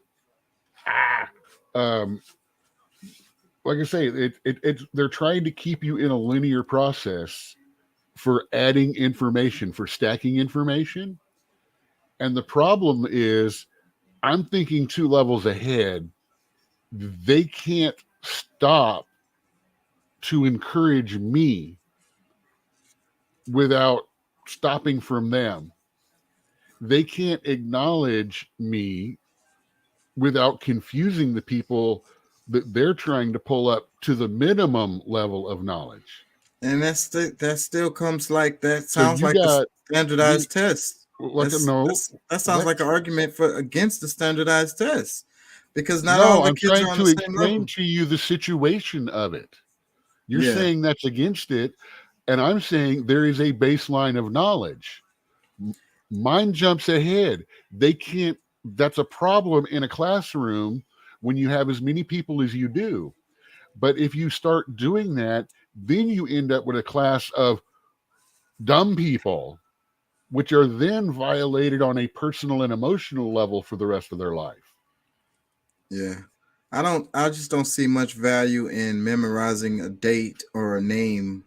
But see, throw that out the window. See, you're doing that based on the history, based on the video we were talking about. I'm telling you what you're memorizing is not important. It's the process of learning how to memorize. That's what you're being taught in school. Because that's what you carry with you to the next level of education, when the things they get you to start memorizing are important. They're key points. And it's like, okay, this, you know, they're trying to draw lines. Now you know the lines from before, and now the knowledge you get starts connecting it and building from those points to increase. And then if you want to go further into history, you know, instead of I took 4 years or four history classes for mine. I took both American histories, and I took world civilization, which really is Western civilization 1 and 2 as well, for mine. And there was a whole lot of, a matter of fact, our final test was name 5 good things and 5 bad things that you learned about history in this class. That was one of my favorite tests. I mean, I love it when I have opportunities to shred the information, or, you know, I love that. It wasn't about shredding the information. It was about showing that, 1, you learn things. 2, you've learned to compare and contrast history in ways that you see where the beneficial things are and the negative things are from the same incidents. And that's what half of my paper I did, like 2 good things, 2 bad things, or 3 good things, 3 bad things. And then the last 2 were both good and bad. And I discussed why they were both good and bad. And man, I nailed those courses. That is exactly what the teacher was looking for, was someone with the ability to see both sides of, and that's what they're supposed to be teaching you in college, is the ability to look at both sides of a picture. Unfortunately, most of college now is only about, well, what's considered the right side, the woke side, the liberal side of things. You know, that is the primary focus of most classes nowadays. Let me read some comments underneath the video. This first one, it says, they need to focus on the head of the boil causing students not to excel. They essential needs of the students is, wow, this dude's writing is terrible. The essential needs of the students. He went to public schools. In many of these struggling schools are not being met. Why aren't community leaders and politicians stepping in to address issues like environmental safety and health issues in these communities? I think he's making a good point. He's just not articulating it well. Let me read some more. It says, maybe he went to HISD. Yeah. Let me read another one. It says, thank God I went to one of the schools in HISD and teachers didn't help no one unless you were in basketball or football. Another comment, it says, nice. It's about time. Now let's educate those kids the right way. Say Neil up there talking about the teachers don't help unless you're in basketball or football. Welcome to Texas. I'm telling you, man. I know all about that. Basketball, football, any sports that you get into that can potentially get you a college scholarship or get the school noticed by college scouts, and you will get a ride. Heck, when I was in high school, it turned out that there were several of us that were extremely talented at volleyball, and the vice or the assistant principal was actually a collegiate volleyball player. Tried to get a volleyball team started at the competitive level for the school because he said, dude, I guarantee the three of you guys will get scouted. He was told that we don't have the time or the money in the school's budget to pursue a competitive girls' sport for boys. But if you can get those same recruits to come for our baseball or football team, we might see what we can do. I saw a post where this lady was saying that, you know, why do we give kids 3-4 hours of homework after they were just in school for like 8 hours? Like, we're stressing these kids out, you know, and they're not learning. Like you said, they're just memorizing and regurgitating. Yeah, it's the amount of data that we have to crush into them for the test. And that's why I don't like the standard test. Just ask them, like you said with that class, what did you learn? You know, what did you learn? How come the test can't be something like that, you know? But see, they have these bots to grade this stuff instead of having real people, you know. It's a lazy way. Stuff. If you don't understand and you don't know, you can't get to the next level of education. And I'm not saying this is a defense. I'm saying that this is a problem that education has had from the beginning. Well, and I'll tell you, from the time that they started splitting classes up by schools, stop, boy. That's when a lot of it started going. Now, safety-wise, yeah, it's understandable to have 1st through 5th, 6th through 8th, 9th through 12th together.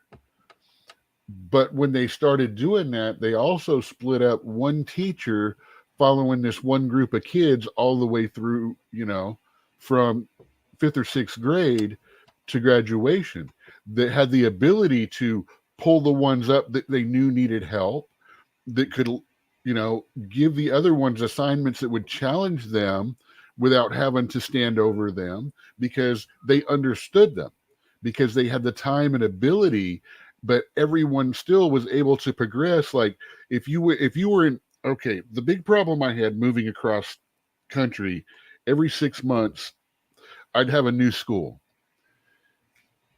When I went from Oklahoma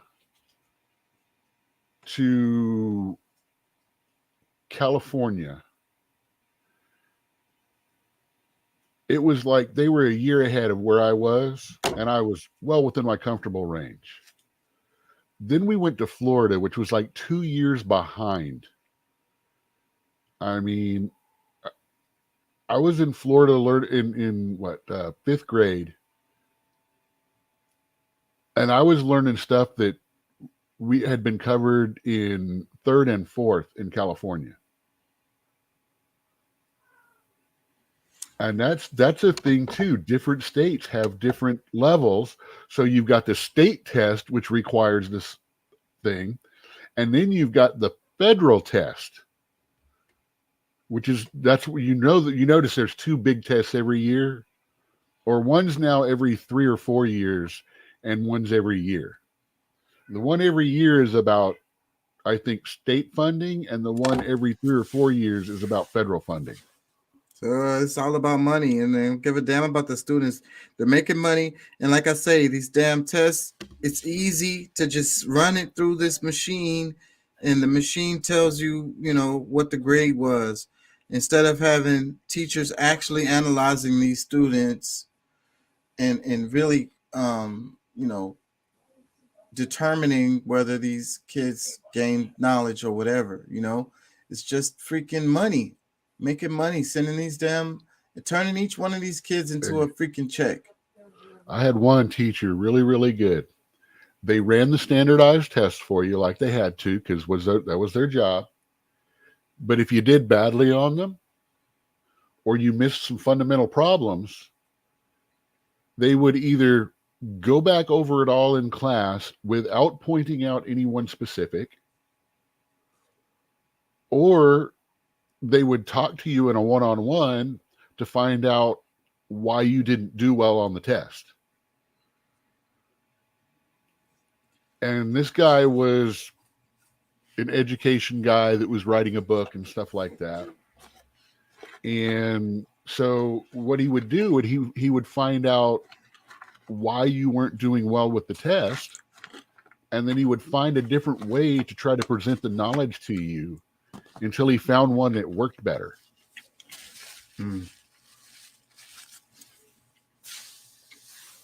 And he actually a couple of times had some kids come up and do like raps based on Shakespeare. Or what was one? One of the guys, he couldn't understand the story of Beowulf.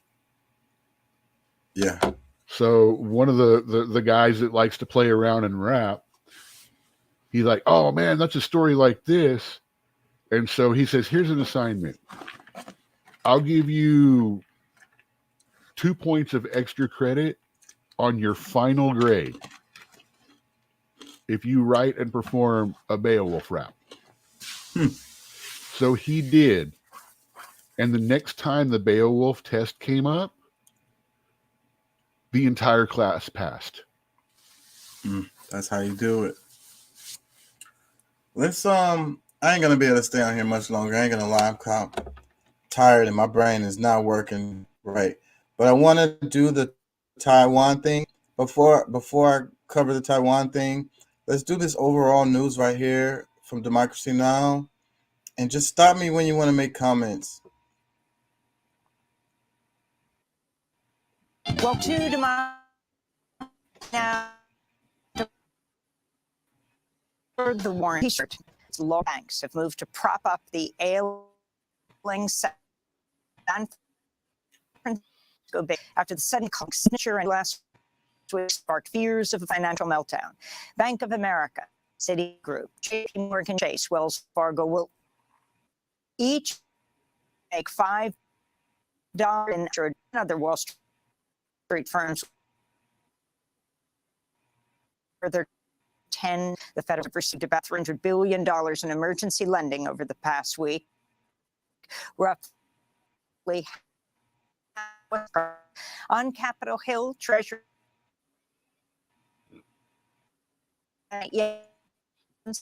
sought to assure the Senate over the bill. I can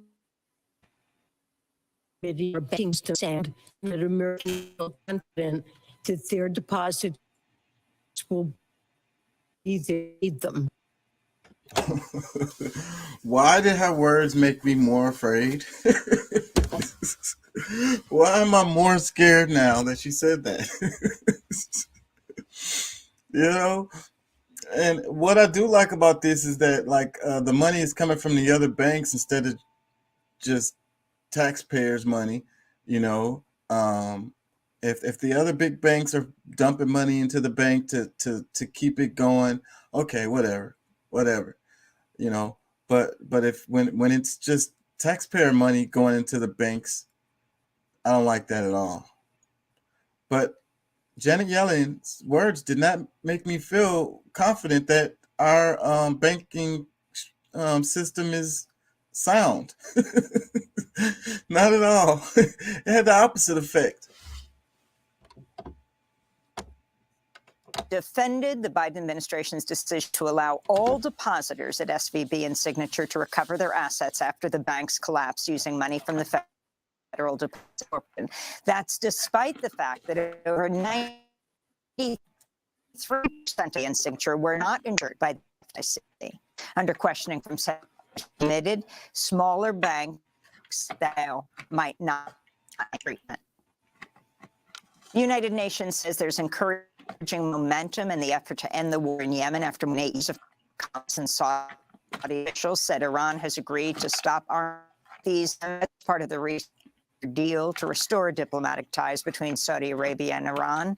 Here in the United States, Senators Chris Murphy and Mike introduced a partisan resolution this week would require on Saudi rights abuses with the goal of end sales to the kingdom. The humanitarian catastrophe in Yemen left over 17 million people in need of assistance. The Polish president, Andrzej Duda, said Thursday his government will ship 4 Soviet-era MiG fighter jets to Ukraine, becoming the first nation since Russia's invasion to meet Ukraine's request to deliver warplanes. Following that announcement, Slovakia's government said it would transfer 13 MiG fighters to Ukraine. Finland, the Netherlands, and other NATO members are considering similar transfers. In Geneva, the UN-mandated Independent International Commission of Inquiry on Ukraine said Thursday Russia's committed wide-ranging war crimes in Ukraine, including possible crimes against humanity. Eric Moos, the chair of the commission.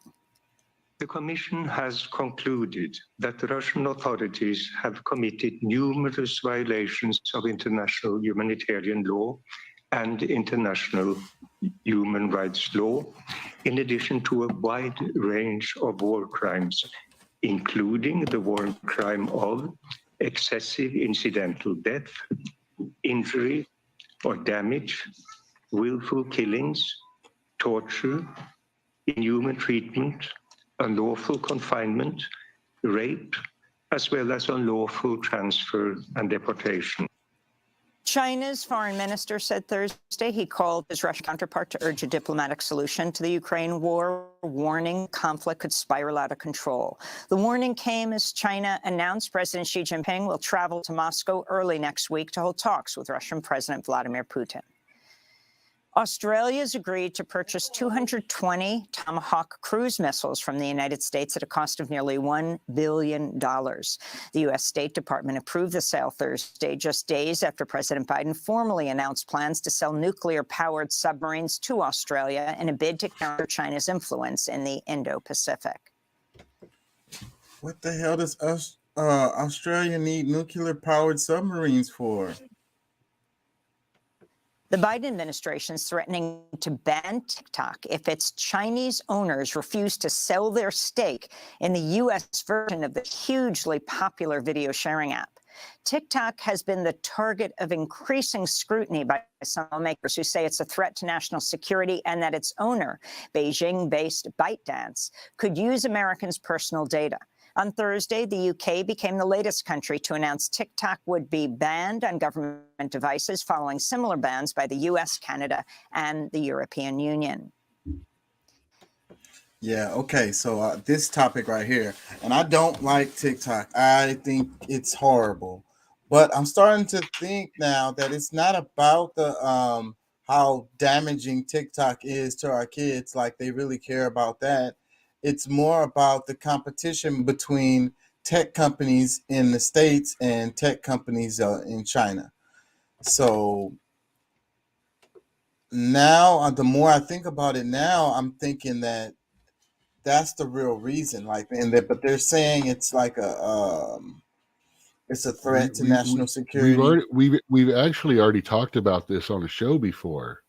I was telling you to look into the user agreement, see what information and everything it opens up and it allows you to use in your phone and everything and your computer. I mean, take a look at what's in there and what's allowed. That's a lot of information, a lot of stuff on there. The original version of it before they had the first time had stuff that normally American companies aren't allowed to have automatically. You actually have to give them the data instead of them being able to pull it.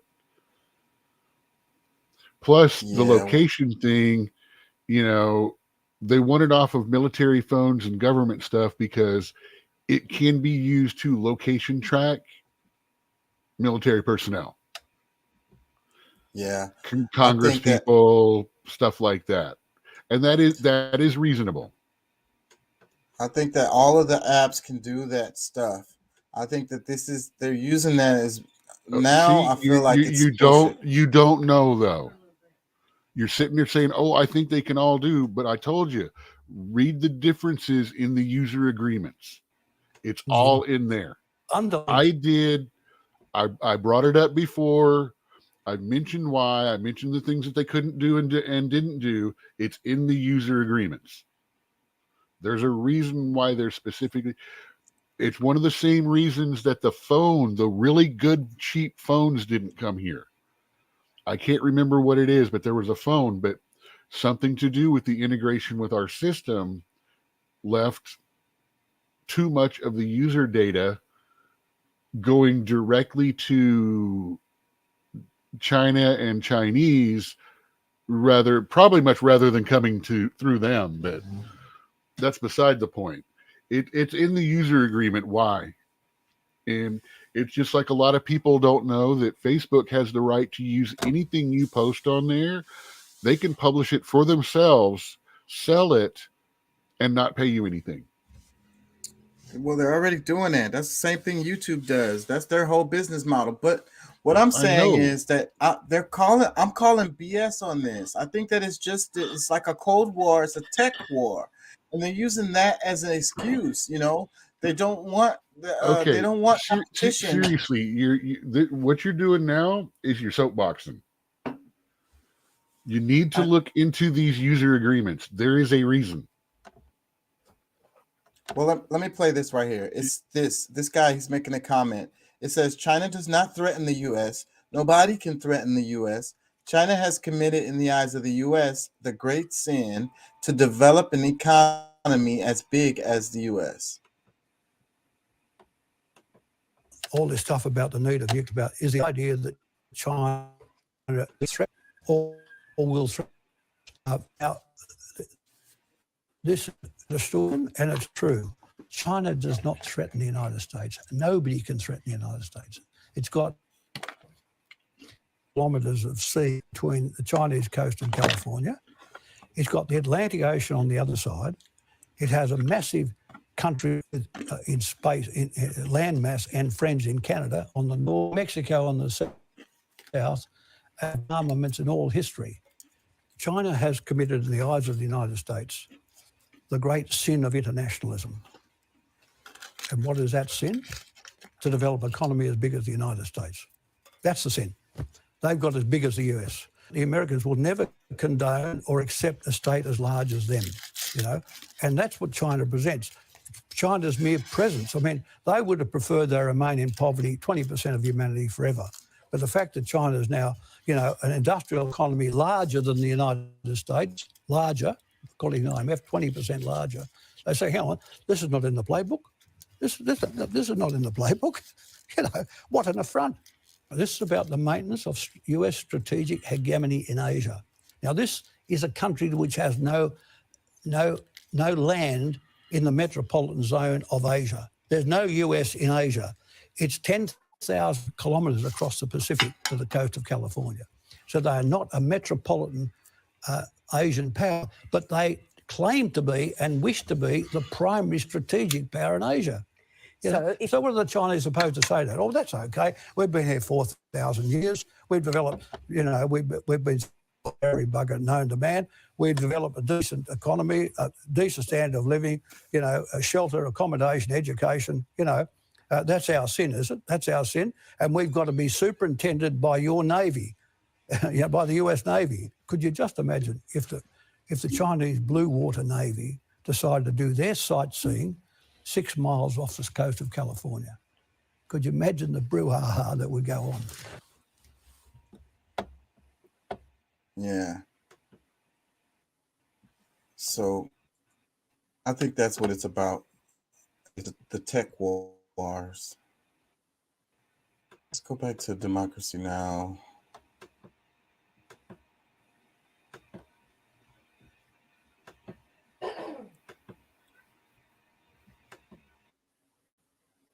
In the occupation,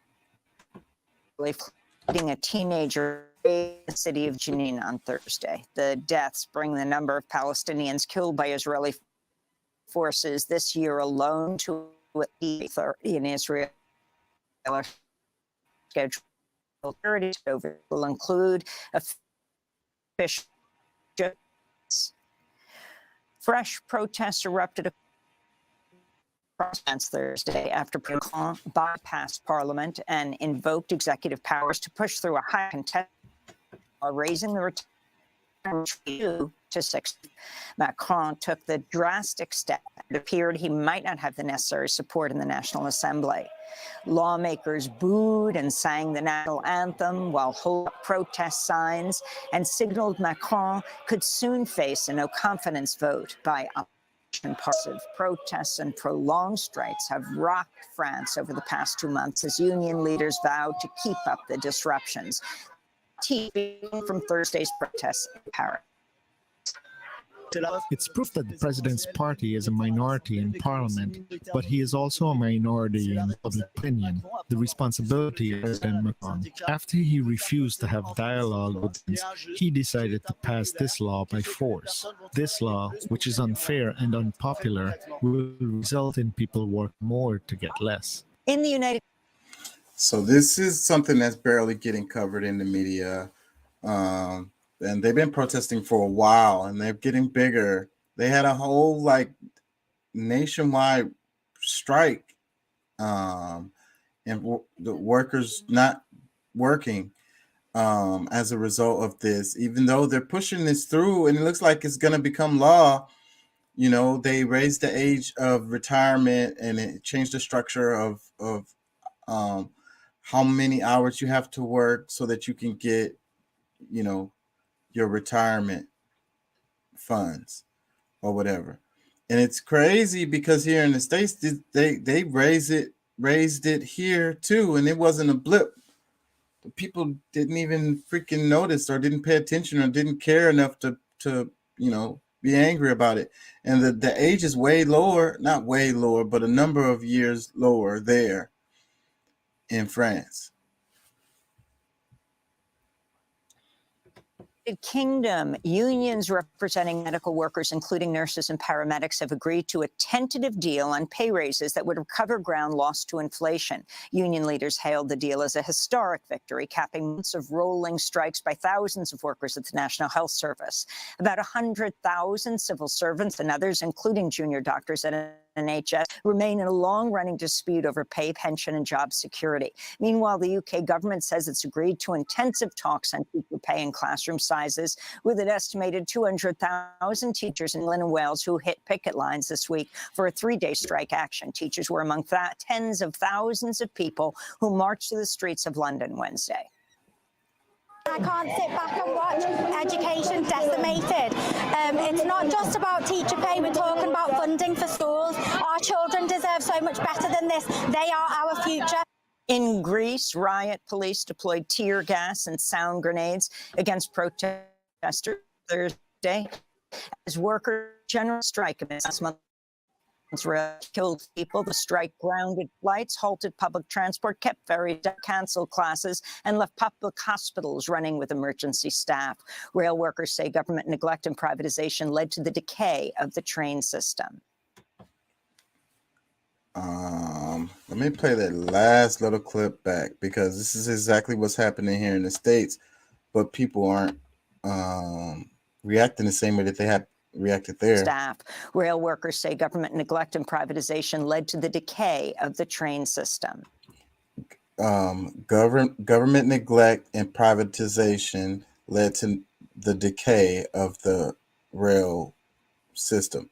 That's exactly what's happening here. And then people were trying to come up with all these conspiracy theories and pointing fingers at which president and all of this instead of looking at the reality of what happened, and then there was the strike that got stopped by Biden. Anyways, this is exactly what's happening here.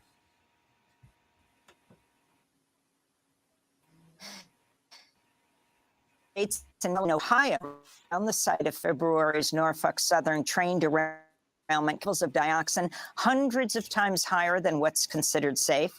That's according to The Guardian, which had the data reviewed by former EPA officials and other chemical experts who said dioxins found in were extremely concerning, even if they're below the federal cleanup threshold.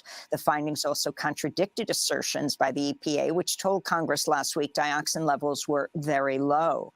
In 2010, when the EPA found dioxin poses cancer risks, the agency tried to have those limits lowered, but the Obama administration kept the higher threshold in place. In related news, 2 trains operated by BNSF derailed in Arizona and Washington state Thursday. In Washington, cleanup teams were deployed after some 5,000 gallons of fuel leaked into the Snohomish Tribal Reservation. North Dakota Supreme Court ruled Thursday the state's abortion ban should remain on hold while a lawsuit over its constitutionality is resolved. North Dakota's anti-abortion trigger law was supposed to take effect once Roe v. Wade was overturned. A lower court early booked it last summer, arguing abortion rights protected by the state constitution. The legislation makes it a felony to perform an abortion with limited exceptions in cases of emergency. And the Los Angeles Times announced Thursday it will no longer use the word internment to describe the mass imprisonment of over 100,000 people of Japanese ancestry during World War II. It will instead use terms like incarceration, imprisonment, or detention.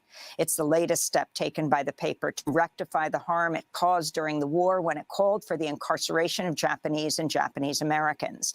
The LA Times issued a formal editorial apology 6 years ago. And those are some of the headlines. That's how they teach that too, internment camps. That's how I was taught. It was internment camps. That was the phrase that they used. I don't think that changing the phrase really helps or makes any difference, really. Maybe, at least they're admitting they were wrong about something, but still, I don't know how much that really impacts. I have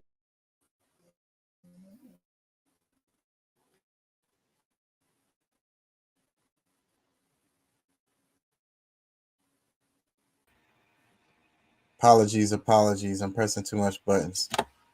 Can y'all hear me? I have one more topic I want to cover before we get out of here because I'm tired as hell.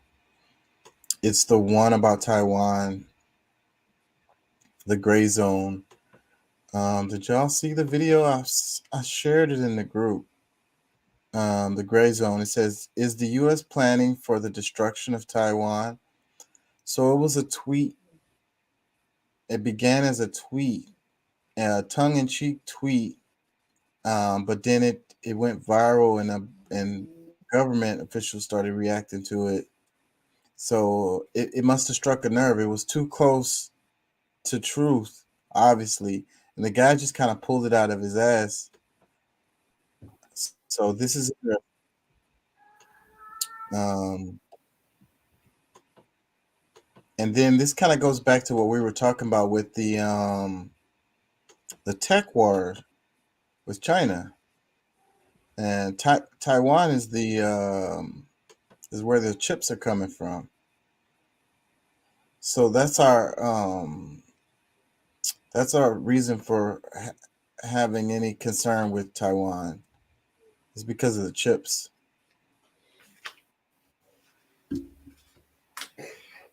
Let me play some. Where there was an interesting and kind of darkly incident that occurred recently on the pilots thinking on Taiwan and started in tweeting satirical tweets that highlight the Biden administration policy. As a result of Garland tweet, I guess we'll start with his tweet. Garland tweeted on February 15th, breaking news, White House insiders leaked that when asked if there could be any greater after the Ukraine project, President Biden responded, "Wait until you see our plan for the destruction of Taiwan." Okay, well, that wasn't exactly true. Garland's being tongue-in-cheek, but in a way, it is true. It rests on a foundation of truth. It's funny because it's true. So some people did not correctly interpret Garland's humor, and that would be leading opposition figures from the Kuomintang or KMT party in Taiwan, who are actually starting to step up and take on the DPP, the Democratic People's Party, that's completely on board for U.S. escalation against China. And one of their leading lawmakers, Alex Tsai, translated a tweet into Chinese and posted on Facebook that a notable journalist in the U.S. has said that there is a White House plan for the destruction of Taiwan. Everyone went bonkers over this in Taiwan. The Chinese foreign There's no ministry White House issued a plan for statement and a destruction of challenge to the everything. State Department to clarify it. Once again, it's not. So if you just made a tweet of a specific thing of a White House plan of destruction of random item, you'd probably be on point. Is that what you're saying? They did war games about 3-4 years ago. They did zombie Holocaust war games. They operated as a military unit under the guise of a zombie Holocaust just happened. We are going to deploy in this area as if that happened, and this is how we'll act. As a war game, as a training scenario. Well, I don't have a problem with that. I understand why they do these. They've got war games for the invasion and an invasion from Mexico. Because there's only two ways they can come in. I mean, because Middle America is not going to fall without some serious problems. Because you either going to have to come down through Canada, or you're going to have to go up through Mexico, because the Appalachians and the Rocky Mountains make some seriously hellacious barriers to get around. Yeah. So Not to I don't mention have the people that live up there in those areas ain't going to play with no non-American forces trying to come through. I agree with you. And I don't have a problem with the war games necessarily, because they get a lot of information out of that stuff. Like one of them they did where to make it simulate a war with China, and it showed how that they would run out of, what was it? They was going to run out of missiles or whatever. Like, so, I don't have a problem with the war games per se. But related to this is, White House planning for the destruction of said thing. And then you have all of these government officials or institutions reacting to it is what is kind of revealing, I think. He said that shit that you're not supposed to say. It's kind of like Batman's got a plan for taking down all the Justice League members, but nobody's supposed to know about that. Yeah.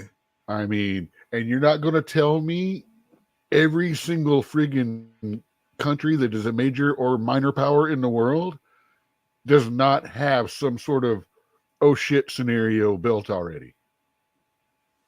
Yeah.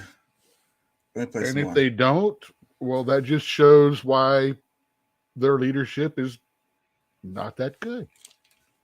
Let me play some more of this. So the Taiwanese government has introduced a criminalized rumors or disinformation, a real treat to democracy that we're looking for. During wartime, that's interesting. Just because of Garland's tweet. There's no need to show that. But what's interesting, and Garland pointed this out, is that there is a plan for the destruction of Taiwan. It's out there in the open. All you have to do is look for it.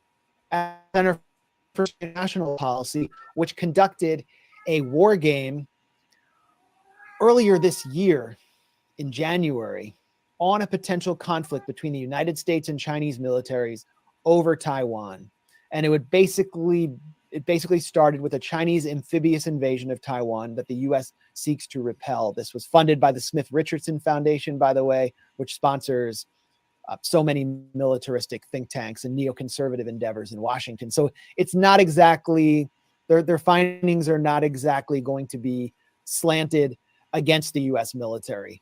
What did they find in the simulation? The U.S. and its allies lost dozens of ships, maybe an entire carrier fleet, hundreds of aircraft, and tens of thousands of service members. Think about that. When was the last time the U.S. lost tens of thousands of service members and Taiwan saw its economy devastated? You figure if its economy was devastated, its society was devastated as well.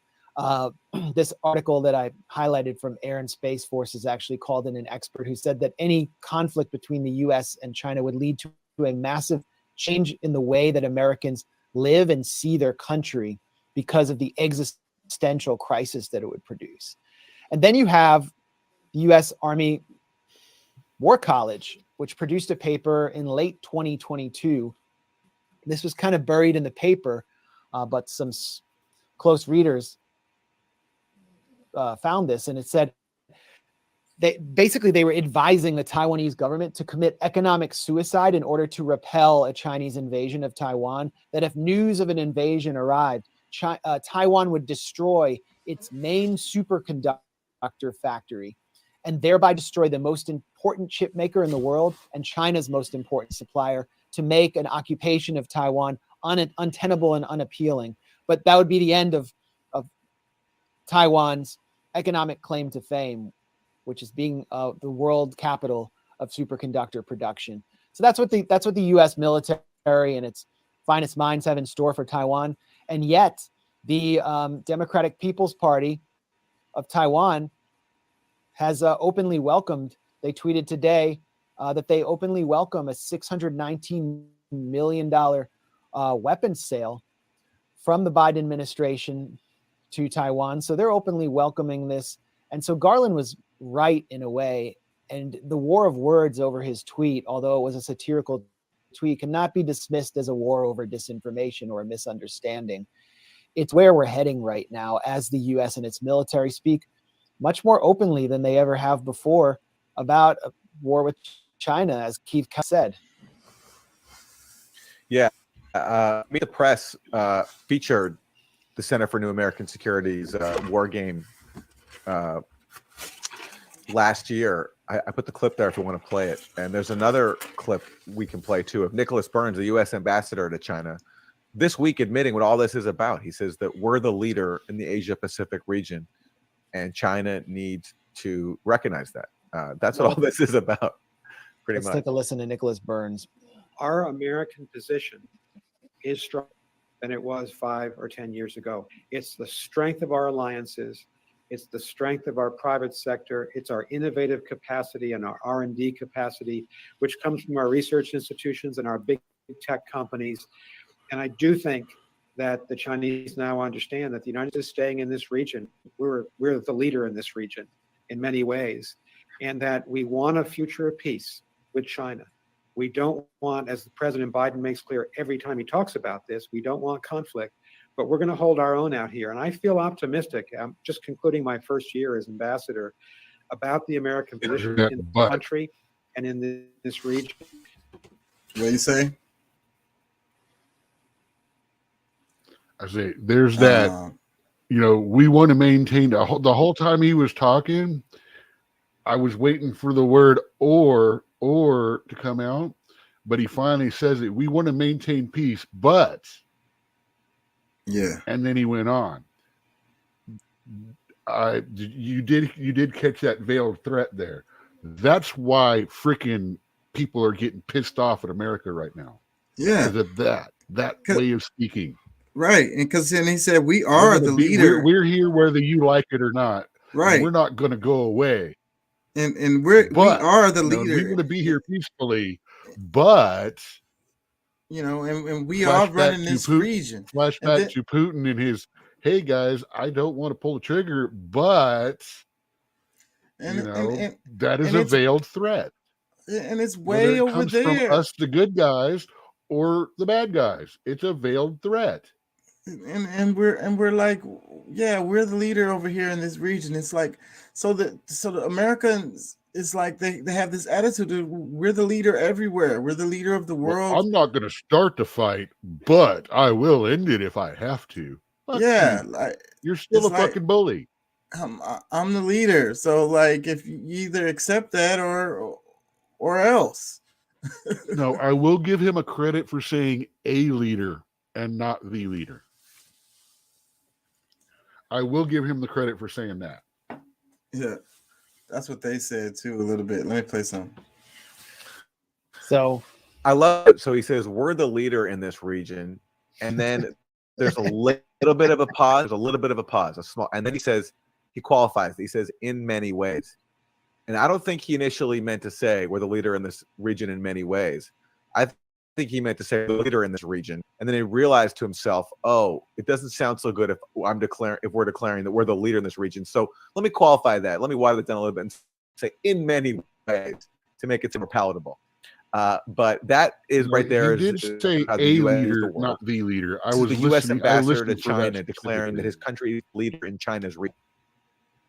It says it all.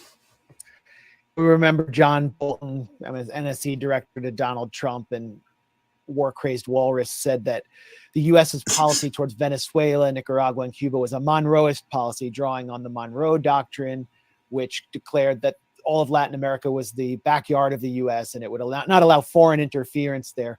Well, as neo-colonial as Bolton's statement was, an outright imperialist, at least he was drawing on some kind of American tradition and document, whereas Nicholas Burns is just simply asserting total U.S. control of a region that is thousands of miles away, which shares absolutely no border with the United States. And it's consistent with the rhetoric we hear about China moving more aggressively into the South China Sea. It's like, we got to do something there. Yeah. So we are hurtling toward another conflict that would be existential for the United States, as the U.S. has failed to succeed in the Ukraine proxy war and it cannot even define victory. And you're starting to see that narrative trickle out in mainstream media that Ukraine and the U.S. and its U.S. backers need to define victory. What does it even mean? But at the same time, they're pushing for a conflict with pretty much all of Eurasia, at least the two most powerful, resource-rich countries, with the most of the population, and China with the largest industrial base on the planet. This is insane. Dude, 1/3 of the Insane. entire population, 1/3 of the entire population of the world lives in an area smaller than the United States in that area of the world. You do good not to piss off the Mongol horde. You think they'd learn that after the fucking Romans. And I know saying that is really wrong, and I'm just comparing it to not trying to be a racist piece of crap. Well, the basic truth of it is true, because You don't piss off the what's- Mongol horde. You don't do a land war in. You don't attack Russia or Moscow in the winter. Yeah, I mean, these are there are all some basic rules of warfare. Yeah, because you won't. You're not going to be successful. You know. Let me read some comments underneath the video. This one, it says, "Of course they do. Basically, they want to use Taiwan against China, the exact same way they have used Ukraine against Russia." Another comment Oh, hell says, no. The thing about Taiwan is we get everything from Taiwan cheaper than China, or that used to be where we used to get it from until China. We don't want a war there. We don't want that invaded. We don't want those factories and those people and those $1.15 an hour workers to have a war in that area. That's going to increase the cost of goods so much But you want to bet if that happens, even if we support them, what do you want to bet?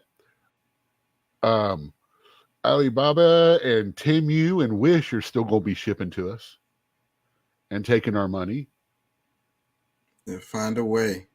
Hey, 80% of all funds that come from America and go into China end up going into the pocket of the CCP. 80% is,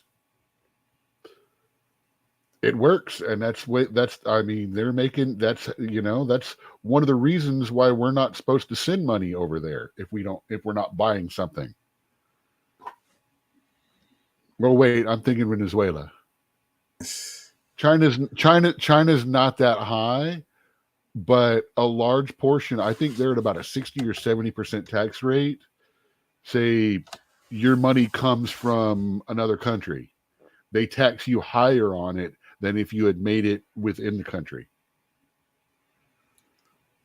Let me read a few I more comments. would like to get some verification of that. Hey, someone out there listening, do a comment. Let us know if that's really what's going on, if you can. Or hit that StreamYard link in my thing and come on and tell us I'm wrong. Yeah. Tell me. I want it. Let me read some more comments. This one, it says, Lindsey Graham said, "We will fight to the last man in Taiwan, admitting it's totally our economic interests." Another comment, it says, "Absolutely, the U.S. has been planning it for a long time." Let me see. Dude, we can't even recognize Taiwan as a country.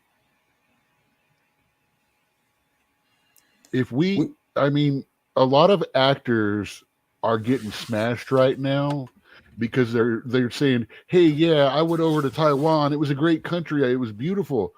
And then the Chinese government comes to them and goes, "None of your movies or shows will ever be allowed to be shown in if you don't take that back and do not and you have to say they are not a country." But we do recognize. We don't. They are it is Taiwan, ROC, Republic of China. They are not their own country.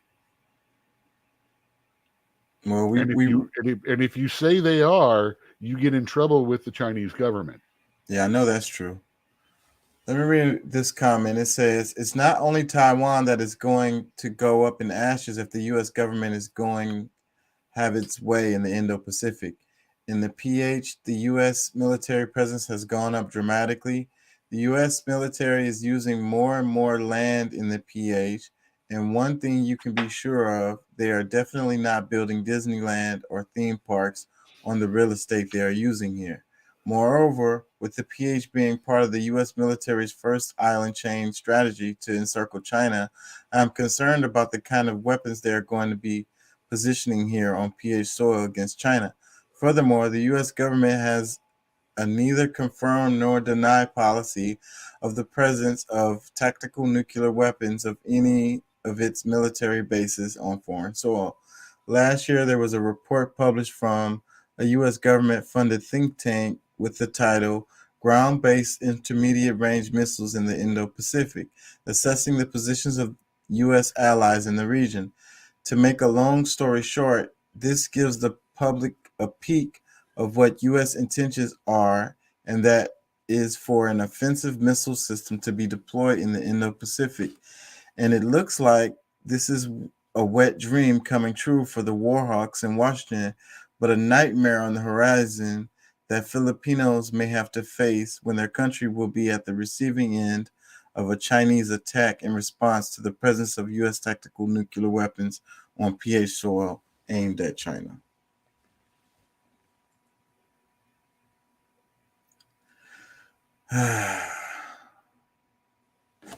It's insanity.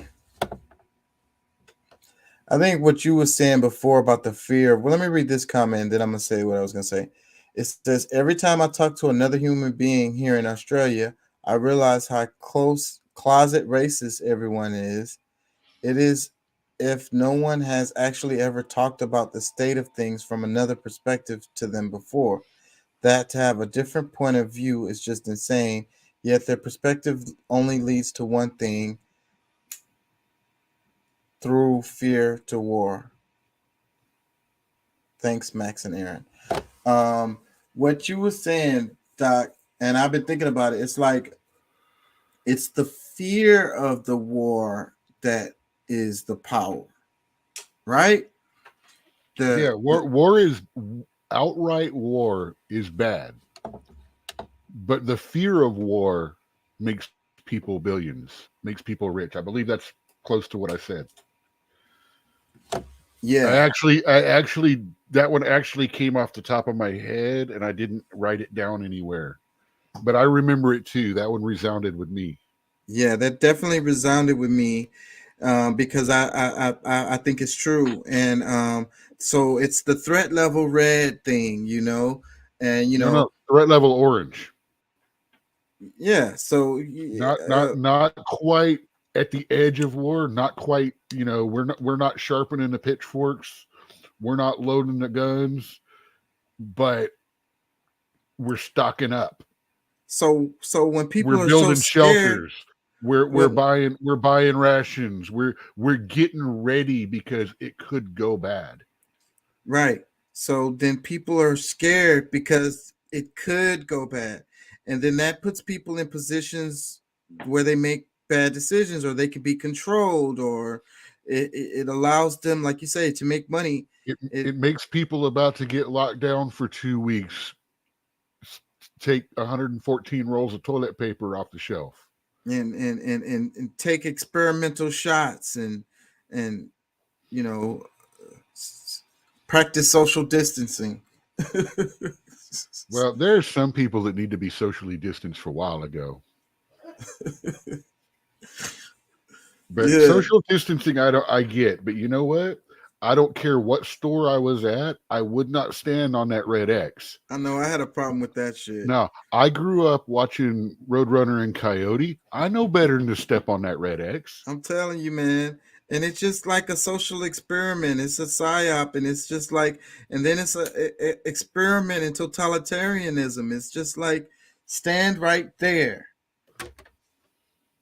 Don't move off from that spot right there. Stand right there. Well, you know, there's a lot of countries that don't have lines like we do. America, Britain, stuff like that. You literally just kind of mill around until whatever opens, and then everybody just kind of bum rushes the door. Hmm. I mean, I might be wrong, but I want to think a friend of mine went to like Poland or Lithuania or something like that, and said he was just hanging out. He was like happy. He was right near the door, and no one else seemed to be in line or everything. When the door opened up, it's like, man, it was like Black Friday. He said he got elbowed back to the back by these little old ladies. Well, the first thing they teach us in elementary school is how to stand in the line here in the States. How to conform. How to be orderly. How to make it easier for the adults. But to be fair, that is also teaching us self-control, discipline, and in a way, politeness. Because I personally like the, hey, line up, you were first, that's cool, a lot more than let's throw elbows to get through the door. Yeah, I get your point, but I don't agree. I think it's all about being submissive and being controlled, you know. Look at the back of the person, and I hear them telling them. You're saying that, but what other option are you talking about? I'm saying how they teach the kids, making it so important for them to stand in the lines and face your, look at the back of the neck of the person in front of you and keep your hands to your side. And yeah, I only really experienced that in 1 or 2 schools growing up. But then again, I'm 55. You're born when? 78. Okay, so there's exactly 10 years between us. There's 7 years between me and my brother who is older. And that is one of the boomerest motherfuckers. Yeah, well, I don't think So, it's been much difference because I see it still happening. well, no, I we're go we're both in that elementary. we're both in that generation X though. It's happening You still today with these little kids. I've seen it when I go to the school. I've seen it. Talking to my youngest, she's in elementary school right now. They do it to them. Still happening the same. It's like it's so important to teach them to submit. You know, to see, you call it submit. Some people call it discipline. Try to be orderly. You're looking at it and approaching it as a completely negative. I'm not approaching it as a completely positive, but damn, if you don't teach them some sort of discipline and order in some way, how are you going to get them to stand still or follow the instructions for a job? Well, that's all we're teaching them how to do is learn how to be factory workers. Everybody's going to be a Again, factory. another generalization, negative shot at things like that. What is another way? You're so busy to shoot stuff down, but you have no other way, or you're not even trying to understand first what you're saying is such a bad thing. Yes, and see, you notice I mentioned both ways. I don't agree with that. See that whole stare at the back of the neck and all that? The only thing I agreed to was the put your hand on the shoulder of the one in front of you for distance. That way you're not walking on each other's ankles. Because if you don't do it, if the hands by the side, that stops people, kids, the energy, the youngers like that, they're going to be pushing and pulling and slapping and stuff like that. Stand for I the national understand anthem. why. You have to understand why. That is a patriotism thing, and that goes back to back then, which no one cares about now because they've turned patriotism into a bad thing. Yeah. And I'm one of the people that didn't have a problem with them taking under God out of the Pledge of Allegiance. Considering it was added after the Pledge of Allegiance was actually made and been done. Yeah, I always had a problem with them forcing me to stand for the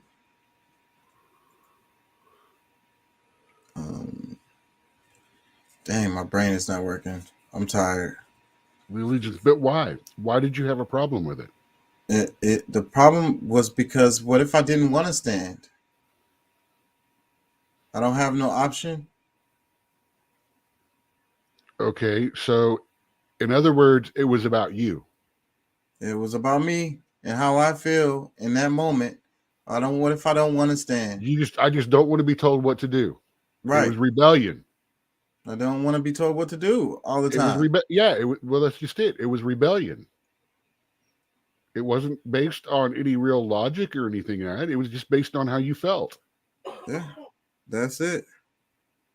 And that's the whole thing. You know, did you ever at any point go, well, why do they want me to do this? What is this about? Did you ever try to do the discussion, or did you just rebel against it? I didn't care why or exactly. what it was about. Yeah. All I know is I wasn't feeling it, and I don't like that. I'm not feeling it. I don't want to do that. Exactly. And that goes to, and then there's an assignment. Oh, well, I don't like that. I don't want to do that. And then the teacher says something you don't like. Well, I don't like you. I'm not going to listen to you anymore.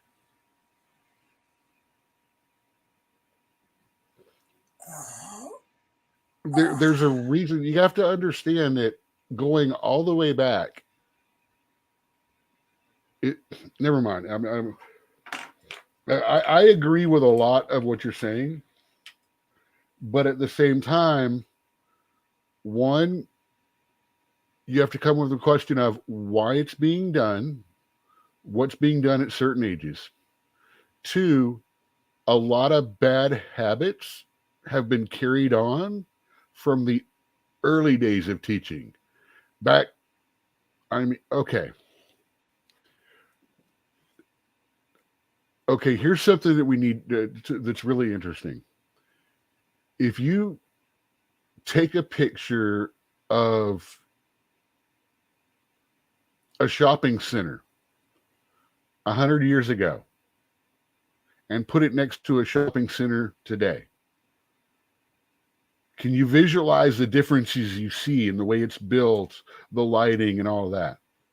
If you were to take a car from 100 years ago and put it against a picture of a car today, are you going to see something the same or entirely different? The basic structure is going to be. It's going to be something entirely different. You're barely going to recognize it from the original. Yeah, it's got 4 tires square. That's about it. So if you take a picture of a classroom from 100 years ago and a classroom from today, you're not going to see any real difference, are you? And you're saying that's why the education, maybe that's why the education system is so far behind. 100 years behind. Maybe that's what you're talking about. No, I wouldn't go 100 years behind, but that's it, that. What I'm saying is that is an example. You know, we have advanced in everything in our lives. Even a book printed 100 years ago and a book printed today, bound hardback, they look completely different. Mm-hmm. And all of this has been put into our system, but there's 2 places that look the exact same today, damn near, as they did 100 years ago. Our schools and our prisons. Mm. And if you take a picture of both of them, how much different do they look? They look very similar. Maybe this is something we should start looking at. It's the school to prison pipeline, and you're right. It's the environment. Maybe our kids might start doing better if we change the environment. Because even the desks look the same. If the jokes about school being a prison went back to being freaking jokes. Even the desk, the desks that they sit in, the school desk, they look the same. That's crazy. I guarantee you someone out there has done some sort of video on what I just said and has pictures. If not, I might try to stitch one. I don't know. That's a good one. And I need to remember. I'm going to have to clip that. 237. Okay. I'm going to have to clip some of that too. All right, man. I'm going to have to wrap it. I'm tired as hell. I'm going to be back tomorrow. Hopefully I get some rest and do a better show. I wasn't that on point, but are we supposed to call Pat or Deuce on the Fridays? Anytime when I come on late, Deuce can't come on all the time because of his job, but right. Pat was probably just asleep. Yeah, see, I knew to call him the other night because you said to. Yeah. But if that's a regular thing, let me know, and I'll do my post that I'm going on, call him, and then, or I'll call him. It's a regular thing for Friday and Saturday because Pat works all the time, but he just, when I come on late, he be asleep by then, and then he don't get none of the notifications. That's all. See, I try to give you a good 10-15 minutes by yourself. Even a lot of time I'm sitting here listening, or if I'm here, but I'll give you your 10 or 15 minutes to lead in, tell what you want from the show. And well, let me ask you this, because the name of the show was Lazy Overrides Logic. What do you think that means? Or what does that mean to you? Or does it mean anything to you? Lazy Overrides Logic. That just reminds me that some people need a Google University diploma. What do you mean? You know, they're a graduate of Google University. They are experts in the matter. Mm. They took 10 minutes. They looked up 5 web pages. Mm. they can now argue with someone who's had 10,000 hours experience in the field. They saw 2 TikTok videos. Well, here's what I always like to say. Football players can watch 10,000 hours of other people playing football, and they're considered experts. It's considered research. But if you watch 10,000 hours of Pornhub, you're considered a freak. You are a freak. Okay, no, that would be the guy with one tiny arm and one Hulk arm.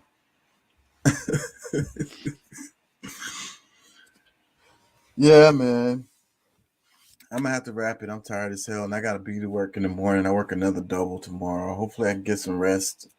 Maybe I'll get a break or something. I hope they don't have me closing. I was closing tonight, so that's why I was late coming on the show. How are you doing this rodeo season? We were Last slow. couple of weeks. We've been slow. We've been getting steady nights. We've been slow, but we're far from the rodeo. No, it's not that though. It's people will pass up because they're going to the rodeo, so they don't go out to eat. But then again, the place I work is the customers are basically Florida. I mean, old people and their parents.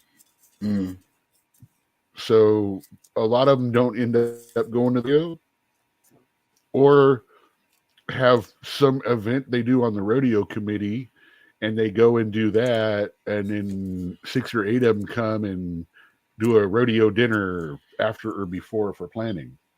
Oh, we've been getting some people coming drunk and late after they're leaving the rodeo.